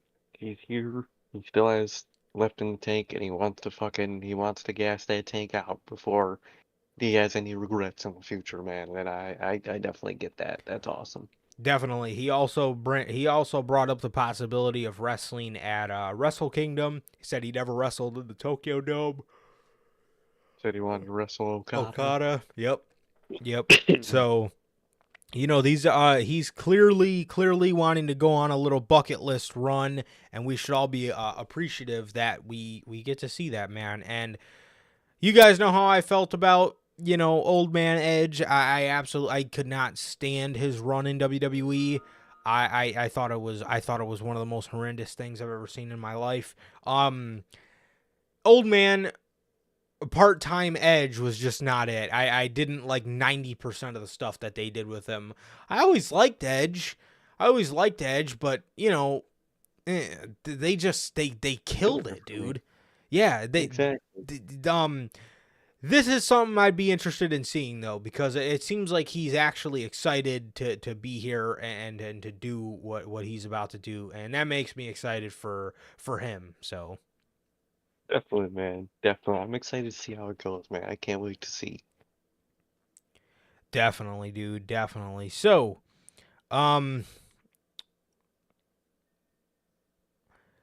yeah, that is the news on Edge, and oh, this story. I thought this one was hilarious. Miro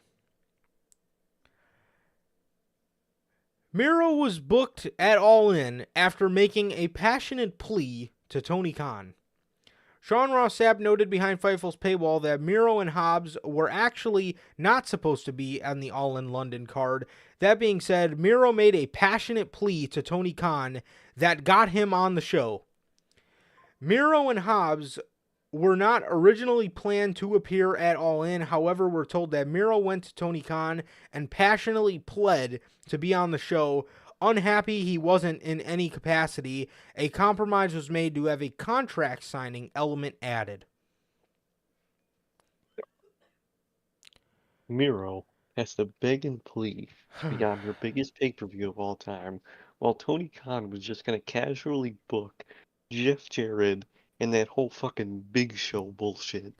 He was gonna book that. Jeff Hardy, Matt Hardy, and Big Show against Jeff Jarrett, Jay Lethal, and Satnam Singh.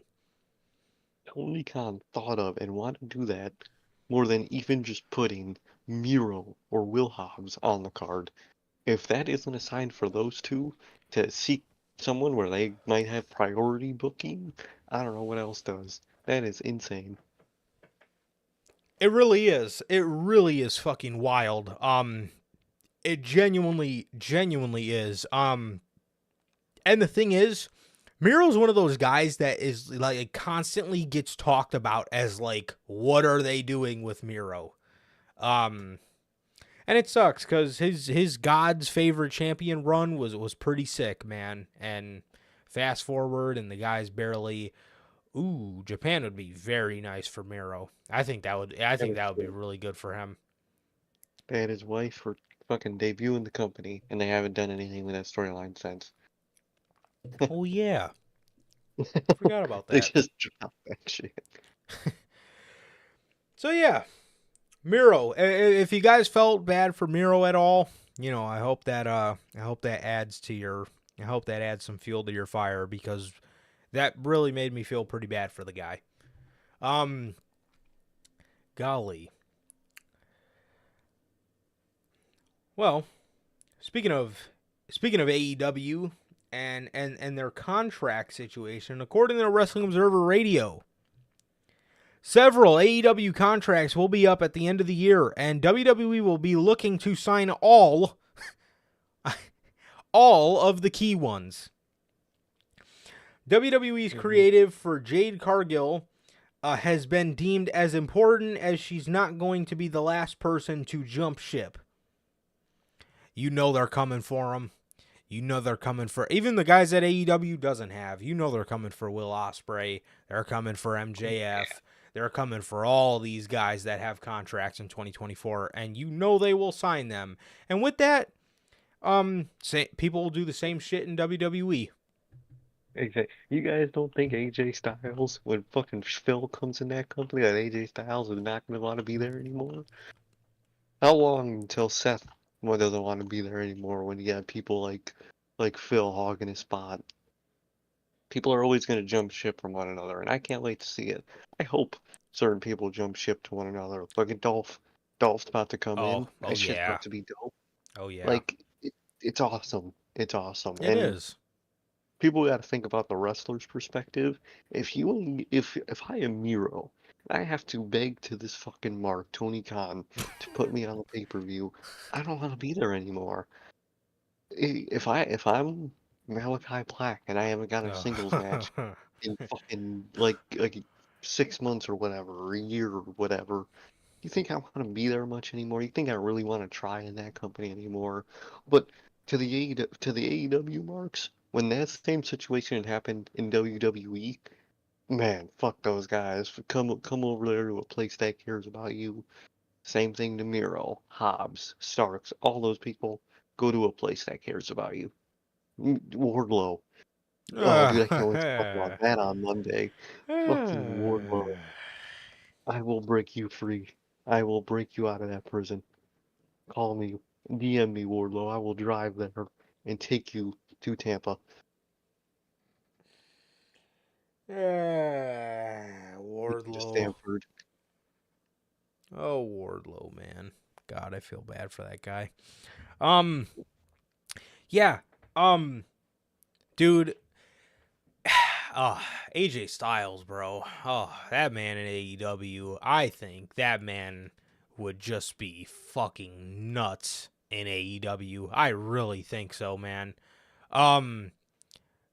Dude, him and Finn and Seth are like three guys that, like, if they ever want, like, they're probably like some of my like most like intriguing what ifs. Like, man, God, I would love to see those guys over there. But AJ too. AJ's one of those guys, man. AJ's one of those guys. I could absolutely see AJ saying, you know what? I want to go do some last stuff on my bucket list. The guy's won a fucking world championship everywhere he's been. Why not want to add AEW to that list? Which I just thought it would be the funniest thing. That would leave Gallows and Anderson in the fucking in purgatory, which they wouldn't care. But just Yeah. that idea is hilarious. I feel like they would. I feel like they would come with them. Well, If it's with eventually. AJ, I could see them going with AJ, but because you know they're gonna follow their moneymaker, but that shit just kills me. Yeah, Those two are I could even see hilarious. them. Yeah, I could even see them following Finn. Oh yeah, those guys are fucking hilarious, bro. The way they just blatantly fucking. The way they just blatantly just only give a flying fuck about money is hilarious. It is hilarious to me. Exactly. At least they're fucking honest about it. Exactly. It was, which is respectable, man. Which earns that respect back, man. But Finn too. I see him taking a trip over there, being like, hey, well, I'm gonna have some fun with some old friends over here. Hmm. Shit like that, man. Definitely. Especially had Triple H never took control, he'd probably be in AEW right now. Oh fuck yeah. That He's man Finn fucking was cooked after under Vince McMahon. dude, under Vince, that man was fucking absolutely fucking thrown under a boiler. Fucking it was insane. So there's been people who've jump ship from one to another, and I can't wait to see it, man. I really can't. Dude, for AEW at this point, I have such a massive list of people that I would just fire, and then people I would send to WWE. They would be fucking blood dry at this point. Same. And I would have a and same thing with WWE. I have a ton of Oh, people. fuck, I a ton. Oh, I, so many. I have a ton of people I would love to see. Get me fucking Dragunov versus Brian Danielson. Yes, bro. Brian versus Walter. Oh, dog. I gotta see it.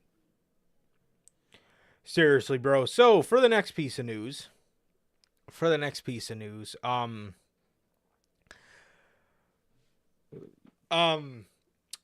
Ricky Starks.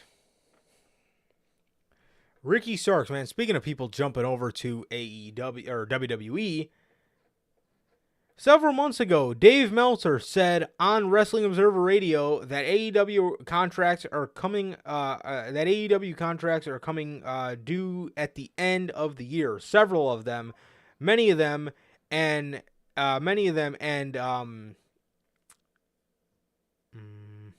God damn, I lost my place. There are AEW contracts due at the end of the year. Several of them, many of them, and WWE obviously will be pursuing all of them, or all the ones that are key ones that they could get. It is unclear when Ricky Stark's AEW contract is up, but he very well could have options when it comes to that. Not only is he someone that WWE could turn into a huge star, but Ricky also has a lot of close friends over there.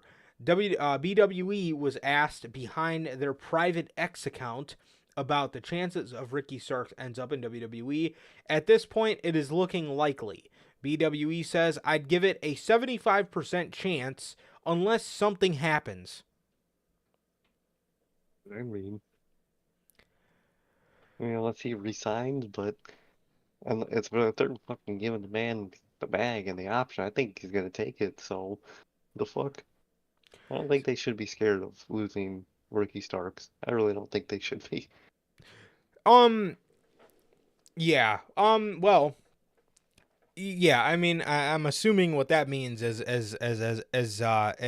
I guess unless Tony Khan has a change of heart and decides that he wants to use Ricky Starks overnight, um, then I guess that could be the saving grace. But if Tony Khan was shocked by Jade Cargill wanting to leave,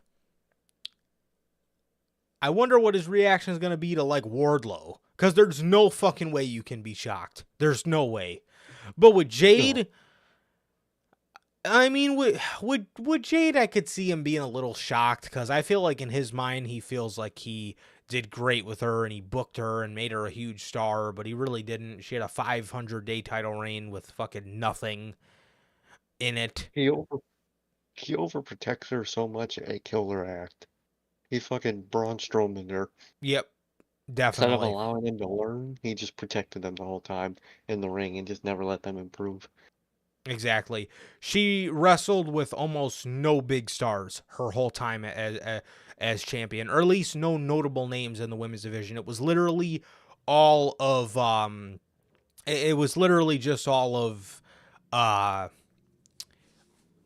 jobbers. It was all fucking jobbers and women that AEW didn't give a fuck about. So, and not to mention, how can somebody learn when they're wrestling 4-minute matches every time they come out there? And that's like once or twice a month. 4 minutes. Unfucking real. So yeah, man. So that is the news on people jumping ships, man. And I can absolutely see Ricky Starks making that jump as well, man. So buckle up.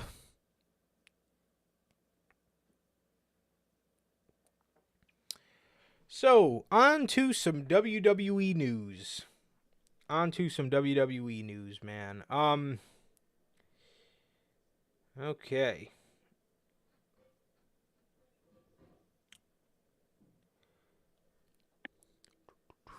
Roman Reigns. That's right, the tribal chief. The GOAT. WWE is advertising Roman Reigns for an upcoming event. Undisputed Universal Champion Roman Reigns is set to return to SmackDown on October 13th at the BOK Center in Tulsa, Oklahoma. Love to see it, bro. I'm happy we're getting him back on television. Actually, there's a rumor going around. I don't know if it's part of the news because it's just a rumor. There's a rumor going around that WWE is contemplating John Cena versus Roman Reigns for Crown Jewel instead of AJ Styles. So that would make me think we're going to get AJ at Survivor Series, which I am okay with that. I would love to see that, man. Yes, And fuck definitely yes. love to see that. I would love to see both. Preferably, I would like to see AJ because we haven't. Not only haven't seen that in a while, and I don't think you should give that to a Saudi crowd. I would like to see maybe like if you got Cena, and if you're not going to do Cody, John Cena versus LA Knight. Exactly. Perfect, dude. So, or I really wish they would have done Cody versus John Cena, but I feel like we're not in that area yet. I don't think we will. No. Yeah, but I mean, hell, fucking Roman Reigns versus AJ Styles, John Cena versus LA Knight. I'm fucking fine with that. Yeah, 100%. Yeah, I am all fine with that, man. So,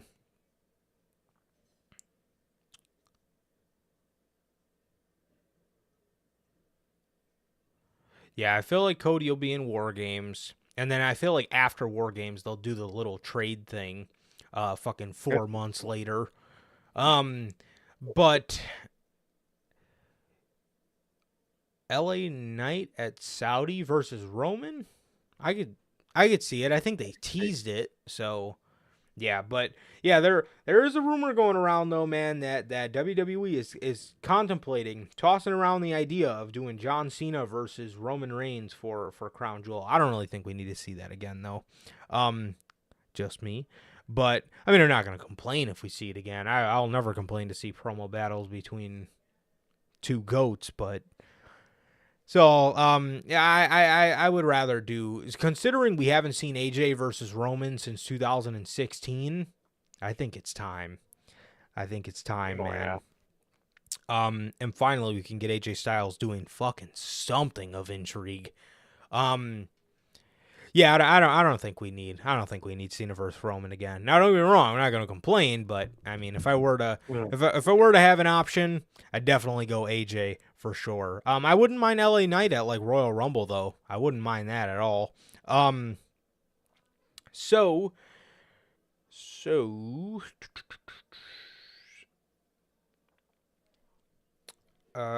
speaking of John Cena, according to the wrestling blog, so take this with a grain of salt. I mean, it's not even really news, but WWE is still trying to secure John Cena's participation in the Royal Rumble 2024 and WrestleMania 40. We've said this since he came back, but we've said this since he came back, man, but this all depends on the writer's strike. Does it end? Does it continue? If it continues, we're going to see John Cena for as long as this shit continues. So I think it all depends on that. Definitely, man. Definitely. It depends. I hope we do, though. I really hope we do. Speaking of SRS said the wrestling blog news is fake. Well, there goes that story, I guess. But I mean that's something that doesn't take a fucking rocket scientist to figure out anyway. They're always thinking that and doing that. Yeah, exactly. So speaking of John Cena, Hulk Hogan. Genuinely think that might be the first time we've ever said that name on the news. Hulk Hogan was doing another interview where he was capping his ass off, or not, maybe, I don't know, but this just sounds absolutely hilarious. I had to talk to you guys about this, bro. So Hulk Hogan, during his interview, Insight with Chris Van Vliet, he says, "I'm not sure. I think it was WrestleMania 25 in Orlando. Vince McMahon had me all hooked up with John Cena, and I said I would do it in a retirement match."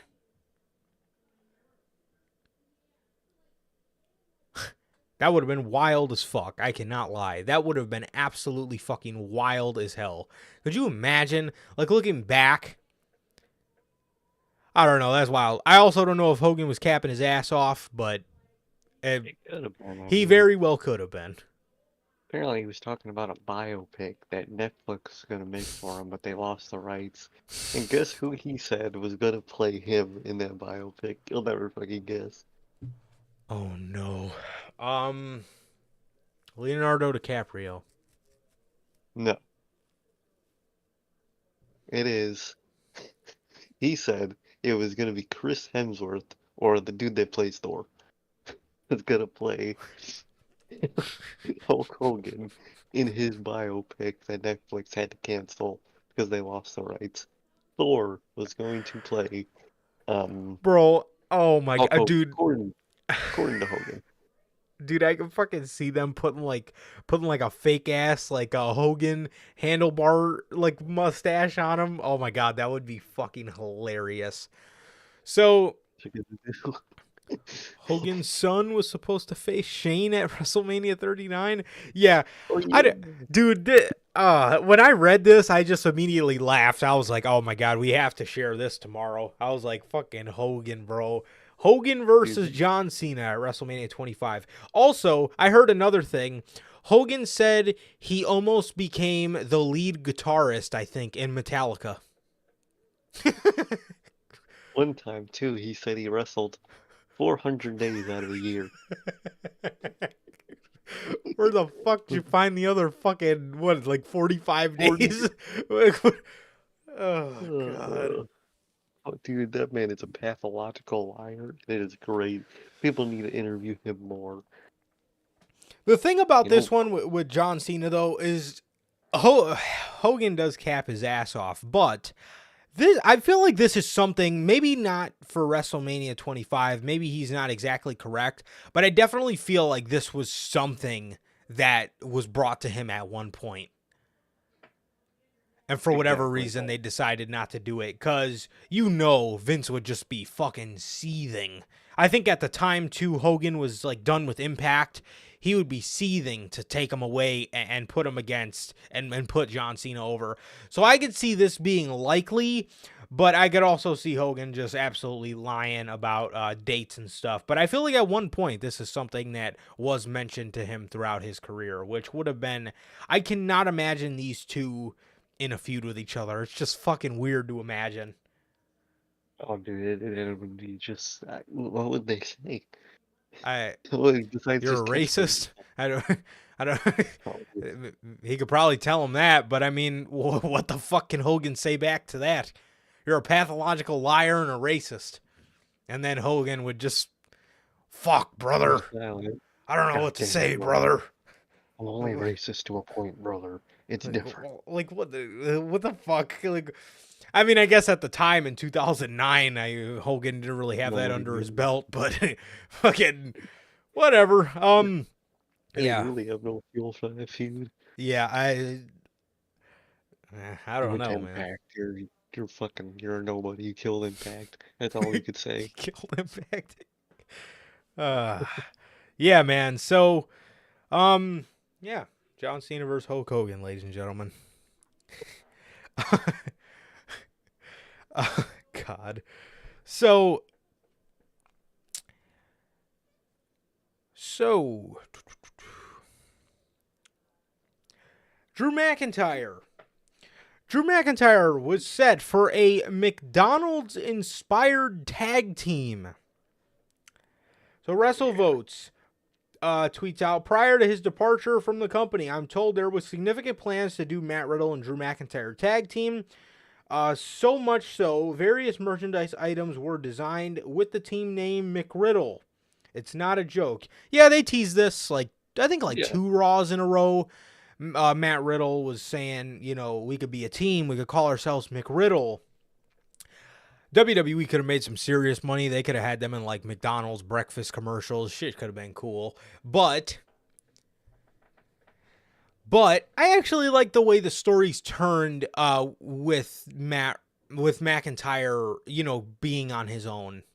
And also, I really didn't care to see Matt Riddle in another tag team that wasn't Randy Orton. No, I really did. I thought it would have been absolutely pointless and a waste of talent, even though he ended up wasting his own talent, but Yeah. I digress. So, those scenarios in wrestling where there's a really good act, but he's just stuck in a lame feud and people cannot wait for him to get out of that feud? Mm-hmm. That screams Drew McIntyre's heel turn, because his first feud was going to be with Matt Riddle, and it was going to be something that just nobody was really interested in, and he was just going to, people were just going to be sitting around waiting for him to feud with somebody that actually matters, which is why I hope we see him against Cody. Because I think that would actually be pretty cool. Or maybe you save Cody for the first feud after after he wins the world championships. Something like that, man. But I actually like the direction it's taken. Since Drew is kind of on his own now. Definitely. For sure. And with that, man, AOP, the Authors of Pain. An update on the AOP.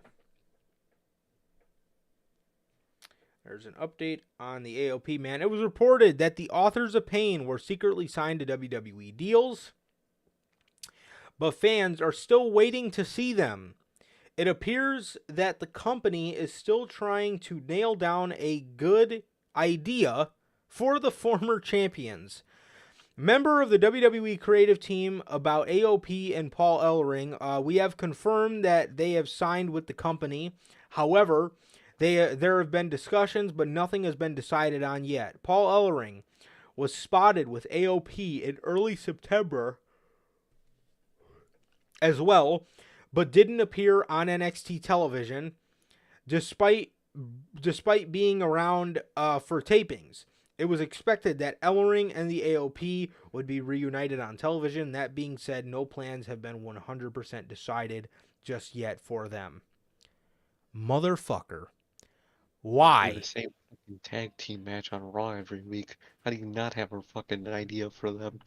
You literally fucking do Judgment Day versus Raw baby faces every week, and it's not a huge dialogue of Raw baby faces either. It's 4 guys, maybe 5 if they're feeling generous. But why were they spotted outside of NXT? Do not fucking tell me you're gonna put them on NX fucking T. Do not even tell me you're gonna do that. We'll be putting Diane, or not the Diane. They're gonna put, what the fuck is their name? The schism, or the schism. The schism. They're gonna be putting schism, man. kill me. Dude. Oh my god. Absolutely horrible. Absolutely horrible, man. Yeah, who knows? Who knows, Logan? They might, they might attack us for if they. I'm actually surprised that these guys made it past the wave of releases. If it's taken them 6+ months to try to come up with plans, I'm genuinely surprised they made it through it, to be honest. Exactly, man. But seriously, bro, get these fucking guys on television. I mean, enough is enough. Get these guys on television, please. For the love of God. And when I say television, I don't mean Tuesdays. I mean Monday or Friday. The shows that actually matter. Do not put them in fucking NXT 2.0. Because Shawn Michaels isn't going to want to get rid of them for fucking God knows how long. Exactly. Look what he's doing with Braun Breaker. Fucking Braun Breaker's been in... He was supposed to come up after Mania. Then he was supposed to come up after SummerSlam. You know, Carmelo Hayes dropped the championship. Now he's staying in NXT. Ilya Dragunov and Tyler Bate have fucking goddamn near spent their whole adult life in fucking NXT. And what the fuck are we doing, man? What are we doing here?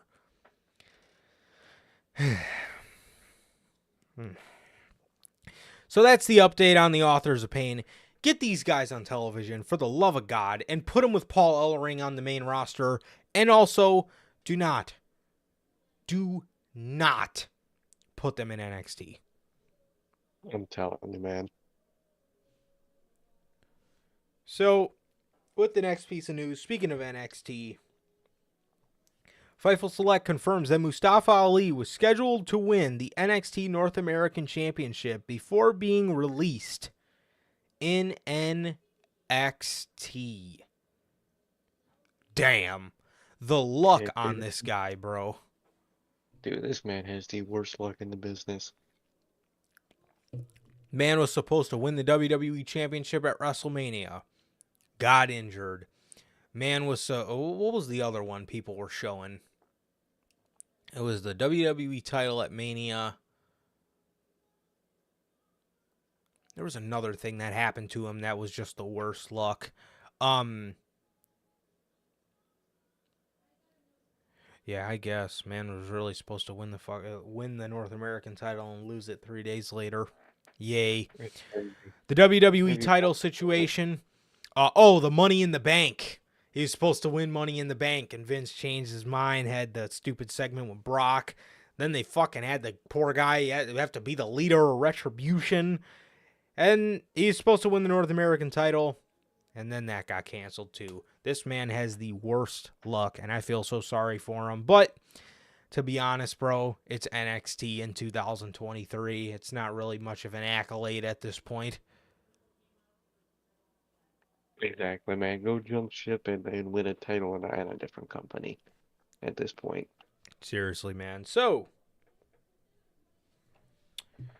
let's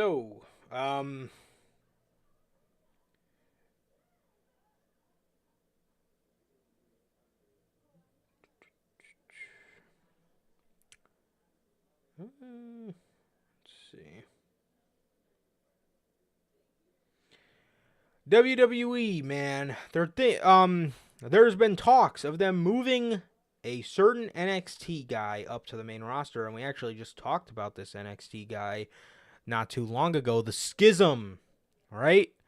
Not the Schism, but the Schism's leader, Joe Gacy. BWE was asked by one fan, is Joe Gacy rated by Triple H or nah? They obviously want to see the Schism leader on the main roster. The bona fide WWE insider replied to say, absolutely. Call-ups have been talked about for a while. It appears that there is a plan in motion and that they want to bring Joe Gacy up. The Dyad just left NXT, and it appears the Schism is done. Ava seemed pretty heartbroken about this development. Only time will tell to see if Only time will tell if fans see them on the main roster soon. See him on the main roster soon enough or not. Joe Gacy is fantastic. I love Joe Gacy, and I feel bad for Joe Gacy for just for what they've given him, because he is so talented and he's so good. And I would love to see him on the main roster. Absolutely, man. So I'm glad that they're thinking about it, but it all just depends if fucking Shawn Michaels has got some more plans for him or not.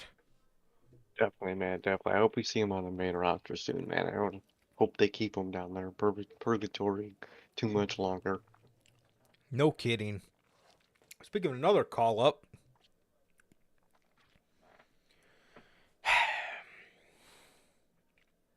Ilya Dragunov. Yep. Ilya Dragunov won the NXT title at No Mercy against Carmelo Hayes. This was a huge moment for Dragunov. It may not have happened if WWE followed through with the original plans they had for him. BWE noted on their private X account that there were plans for Ilya Dragunov on the main roster in early 2023. That changed around. Now he's very busy in NXT. Ilya Dragunov was slated for a call-up earlier this year. A lot changed. Doubt we see it anytime soon. Are you fucking kidding me?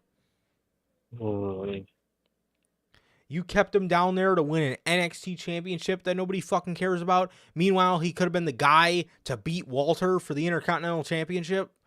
What are we doing? Doesn't make sense, man. None. None at all. It makes no sense whatsoever. Dude,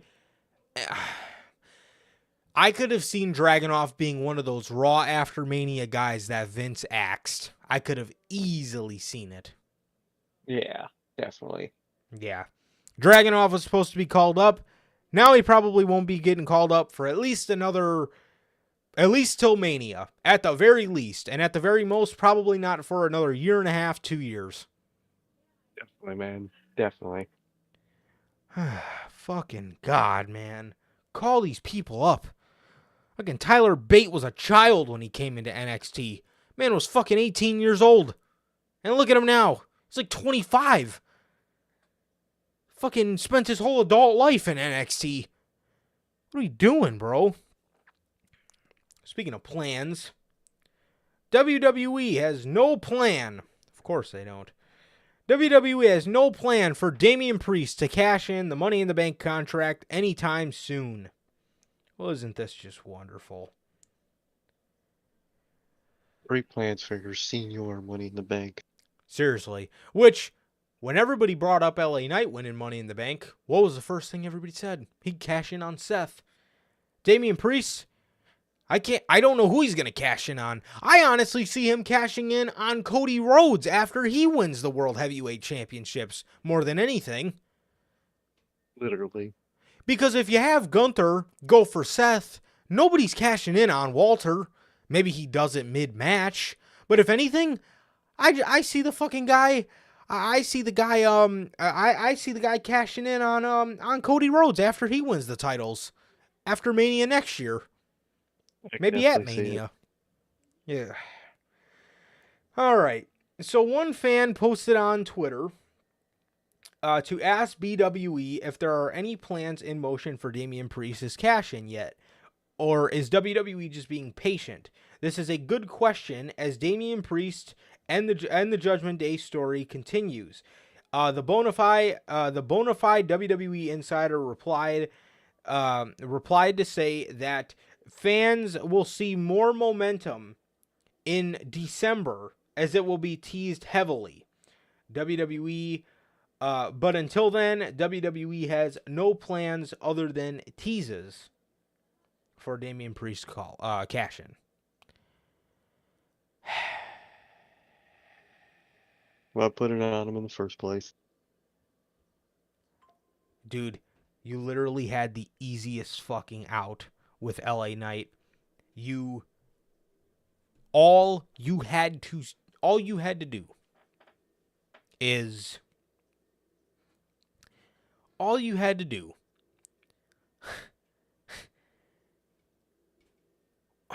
Golly, all you had to do was put the briefcase on LA Knight. Like I said.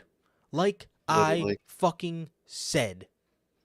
Like I said on our Money in the Bank review, there was LA Knight could have won the briefcase. There was somebody everybody wanted him to cash in on, and there was a place that people wanted it. SummerSlam. LA Knight. Seth Rollins, bro. They don't have a plan. Doesn't shock me. They put this on here to use as a prop to feed the Judgment Day story. How fucking ridiculous is Damian Priest going to look? Jeopardizing his whole group. Pump faking on his boy with this damn briefcase. And he doesn't even end up winning it. It would be such a crime. He's going to look dumb as fuck. Either that or he's going to crush every Cody fan's hopes and dreams of seeing Cody. Funny. Oh, it's gonna be hilarious. I'll be dying laughing when that happens. Just seeing the fucking sad look on Cody's face. Cody is going to finish the story, and the story is immediately and the story will not have a sequel. That will be the actual end. Well, speaking of more WWE news, man.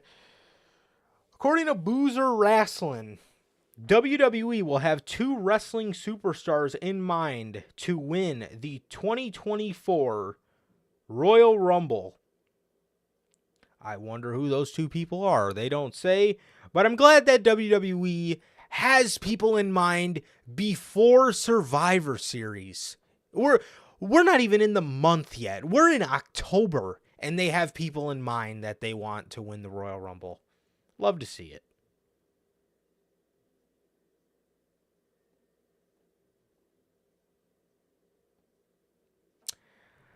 Yeah, man. So, yeah, that's the news. That's the news on that. That's the news on that, man. So, yeah, WWE's got 2 superstars in mind to win it, and until then, we will just have to wait and see who those people are.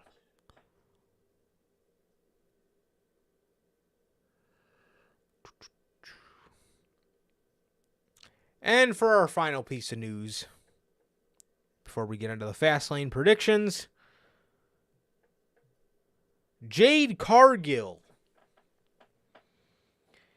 It is expected that Jade Cargill will be on the Raw roster when she makes her debut per PW Insider. I could easily see us getting Jade versus Rhea at WrestleMania. Oh, yep, the 2, tough, muscly women. I think that's the goal, dude. 100%. 100%. That's if Triple H is really going to be in charge of this, which I feel like he is. But if it is end up being Vince, we're getting her in Charlotte. Definitely. Because otherwise, even under Triple H, I don't really know who you could put. I mean, I said a while ago, WWE's been keeping Becky and Rhea apart, so I feel like that's going to be their out. But if Jade's in the mix, I could easily see them doing a triple threat. I could see Becky versus Jade versus Rhea, and like maybe Becky takes the pin or something if they don't want Rhea or Jade to take the pin. Who they have win, I don't know. I would say Rhea. I wouldn't give up no fucking long title reign for Jade. Or I wouldn't give up Rhea's momentum for Jade. But yeah, Jade looks to be coming to the Raw brand. So yeah, that is that. Interesting, man. It's interesting. I definitely think that is where she's going. And I could see them doing that, Logan, doing one of the in the crowd things. Yep. I could definitely see that. Although I would prefer Bells to be at the Royal Rumble. That's too long for this company. I think they're going to debut her as quick as they can. Oh, yeah. If they wanted to keep it for the Royal Rumble, I feel like they would have tried to save it. Maybe teaser, but save it. But with Michael Cole coming out right after and being like, we got Jade Cargill. Yeah. She'll be it, right? Fastlane. Definitely. Oh well, that's the other piece of news too. According to PW Insider, Jade is slated to be at Indianapolis for Fastlane. So I could easily see them doing a crowd shot for sure. Definitely. All right, man. That is all the news we have today. Oh, no, it is not. My bad. CM Punk. I completely almost forgot about this. CM Punk is in talks with WWE over a potential return. Look at that. Look at that, man. According to sources close to CM Punk, as reported in this morning's Wrestling Observer newsletter, CM Punk has begun talks with WWE over a potential return. The report notes that WWE only denied any official deal being complete and would not comment further on reports of a negotiation with Punk. The report suggests that Survivor Series 2023 in Chicago would most likely be the date of his return. You guys know how I feel about this. I'm pumped. I'm excited. We're going to be there. And I'm excited to see him, man. And this is the dumbest thing to bring up, but I'm going to bring it up because I'm a fucking figure nerd. But you guys cannot tell me you're not excited about some greatest hits CM Punk figures, bro. You can't tell me you're not excited about that. You can't. But nonetheless, I'm excited for an actual return, and I'm praying everything goes well for Phil because this may be his last chance. Oh, 100%, man. We need the greatest hits pipe bomb. You gotta Oh, have it. dude, we need that figure, bro. Need it. You need to put a Cena figure in there with the dumbest looking face. You gotta put that shit will be goated. But I think it's happening. I think it is happening. I think the whole world knows it's fucking happening. If you didn't see this coming, we were predicting this before the fuck he got fucking fired in the first place. Yeah. So Yep. he's gonna be at Survivor Series. We all know it, and I'll see how I think I'll feel then, man. Because I feel a little bit of type of way. Not really for like the not being an AEW aspect anymore. I mean, at this point, thank God, Yeah. that's less drama on everybody's part. Mm-hmm. But him coming back to me is just, it's funny. It's funny to me, man. But um, it's interesting, man. But it's gonna be fun to see all the chaos that happens, man, and just the memes. Cannot wait for that, man. Yeah, and I mean, if he was trying to make amends in WWE, I hope he does that across the whole locker room because, like I said, this may be his last chance, and I'm excited. I'm really excited to see him. I'm really excited. I am. I can't. I can't control that, but I mean, I guess I can. But you know, I'm excited for it, man. I'm excited for CM Punk to return to the WWE. I'm excited to see some feuds. I'm excited to see some figures. And I just hope everything works out well because again, this may be his last chance. But I'm excited for it. And again, the reason I think I'm excited for it is because I know his shit won't fly in WWE, and I know it's not just going to be a drama fest like it was in AEW. And if it is, he'll be gone, and then his last chance will be completely on him. And if it is, the drama fest won't be people fucking fighting and throwing jabs on television. It'll be the classic WWE employee vague tweets for a fucking month. You'll just tweet AJ, can't wait to hang with the guys again. You'll see fucking Finn Balor fucking tweet out. Posting like a picture of the Too Sweet symbol or something. Exactly, dude.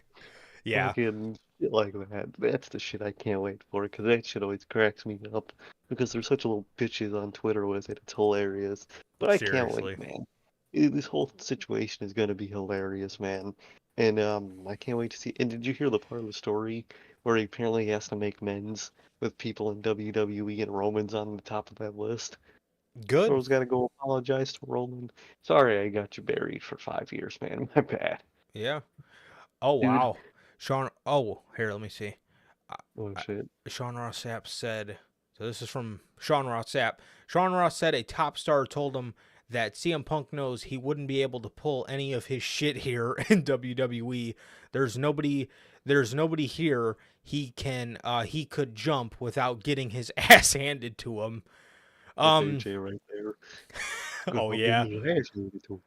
Um, Yeah, if he has to make amends, I mean, that's best case scenario. Let's get all this bullshit out of the way first. I mean, he wanted to make amends with the Elite. Hopefully these guys will be able to fucking make amends with him. Let's get the bullshit out of the way. I wish the Elite would have done this shit so he didn't have to get fired in the first place, but they didn't want to fucking do it. These guys in WWE, I think, are going to be more willing to do it and more willing to do business. And let's get the bullshit over with because nobody wants this shit. No, exactly. I wonder if if the Young Bucks are gonna be doing a victory lap when he debuts at Survivor Series.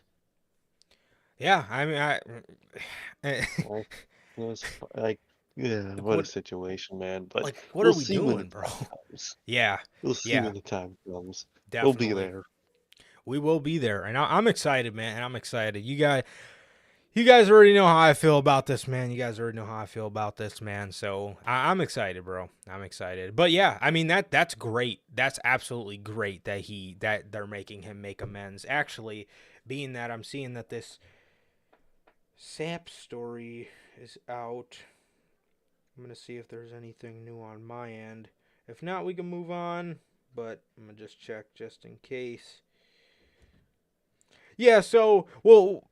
I mean, I'm not seeing anything right now. So once the story hits me, we'll have it for you guys next week. And we'll go into this full detail. But yeah, Roman's he's the head of the table. In that locker room, and that's what needs to happen. He needs to make amends with people because that's the only way this is gonna work. That's what should have happened when he came back to AEW in June. If you weren't gonna make amends and figure this shit out.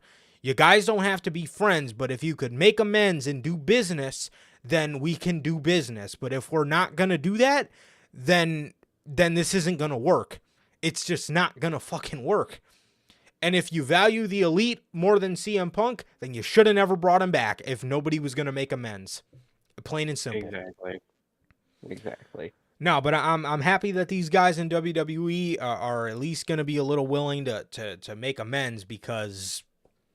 But yes, definitely, absolutely, yeah.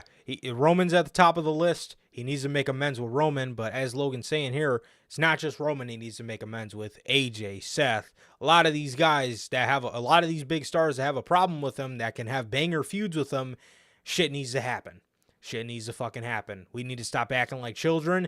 And I think if Punk was willing to sit down with the Elite, I think he'll be willing to sit down with everybody here and be cool with this, bro. So come on, let's do something right because let's make right out of this whole situation and turn this wrong into a right because this could be his last chance and let's not blow this. Exactly. If he could apologize to The Miz, he could apologize to anybody. Exactly. I mean, seriously, if The Miz accepted his apology, the Elite should have wanted to talk to him, bro, just get the shit over with because I don't know. I'd be pretty pissed if somebody told me to go suck a blood money covered dick and The Miz got over it and the Elite should have got over it. It's plain and simple. Again, you don't got to be friends with them, but you should be willing to do business for your audience. I'm sorry. All right, man. I was about to call it payback. Fastlane predictions. Let's not waste any more of your time. The LWO versus the Street Business. I'm actually hearing that there's a rumor going around that the LWO is going to kick Rey Mysterio out and replace them with a new member. And that new member, a lot of people think, is going to be Dragon Lee. I like that, man. I hope so. I like that, too. I would like that a lot. Rey is not a good faction leader whatsoever. At all. It's just the Rey Mysterio group.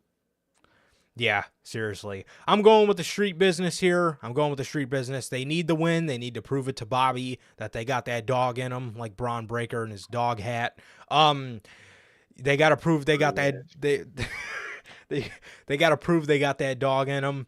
And yeah, they got to win this. And I'm really hoping this version of the LWO is done and get Dragon Lee in there and have them be the cartel like they were in NXT, please. And not just this happy-go-lucky Mexican group that loves merchandise. That's the whole group is just merchandise. It's hilarious. But I'm definitely giving it to the street business. Definitely, bro. Definitely. Asuka versus Io versus Charlotte. Why do I feel like this is going to be the match where they take it off of Io? Because they want Charlotte to hold that belt for Bianca. Apparently, I hear though that they really love Io and love her as champ. So I think there's a good chance she might keep it. You know that's true. I could see Charlotte getting the belt around like Mania time. Yeah, she'll get it around like Mania, Rumble time. Or not, sorry, Royal Rumble. I think she'll get it going into Mania. Exactly. Yeah. But yeah. But I would say Io here. Me too. I'm going to go with Io. I'm going to go with Io Shirai for this one. And the next one. By the way, we only have 5 matches confirmed so far. So this should be interesting. But hey. Take note, Tony Khan. Please take them. Please take them a run. This man, actually, let me get a quick fact check in here. They had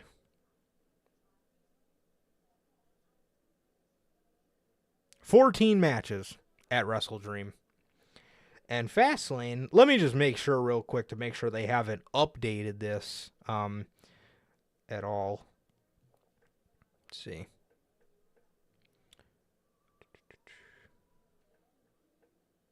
Okay.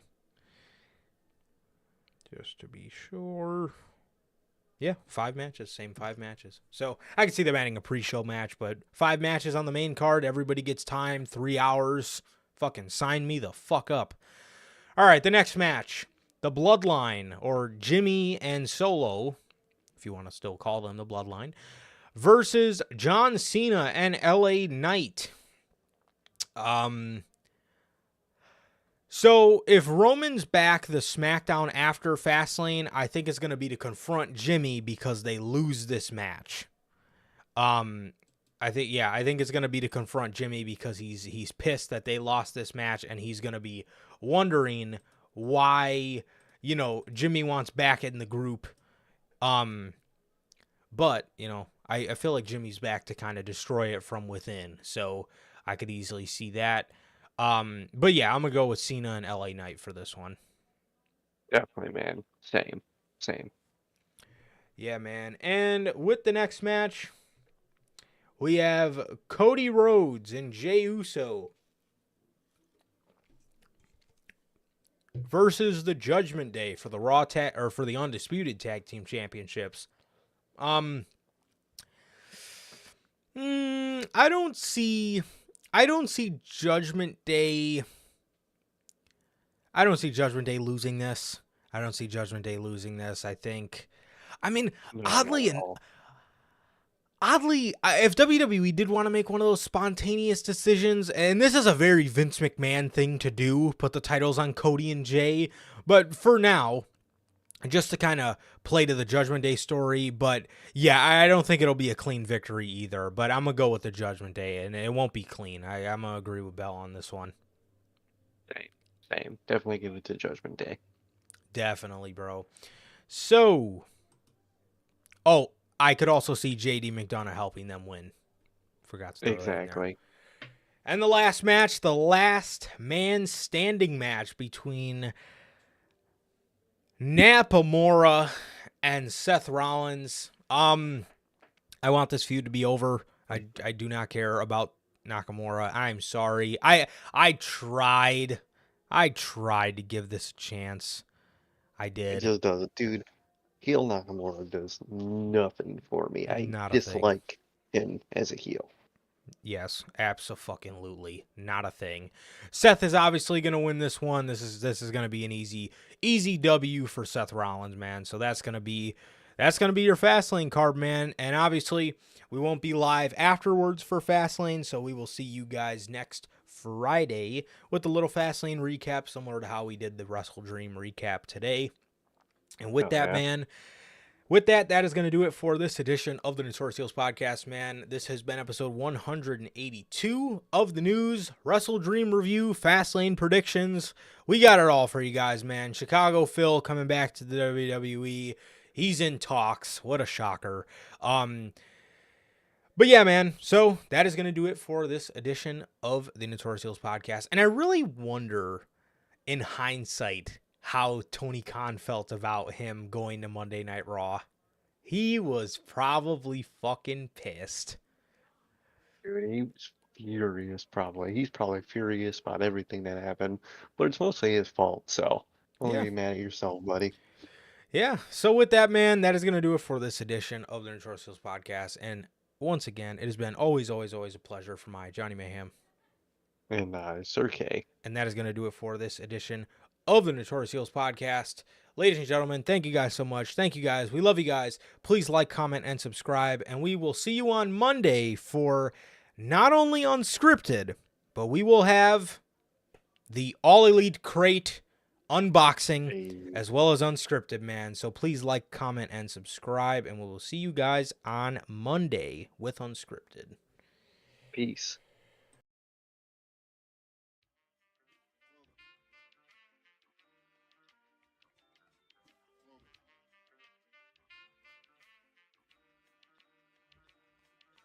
I used to get deals on the bitch. Now I throw shields on the dick to stop me from that HIV shit. And niggas know they soft like a Twinkie feeling, playing the villain.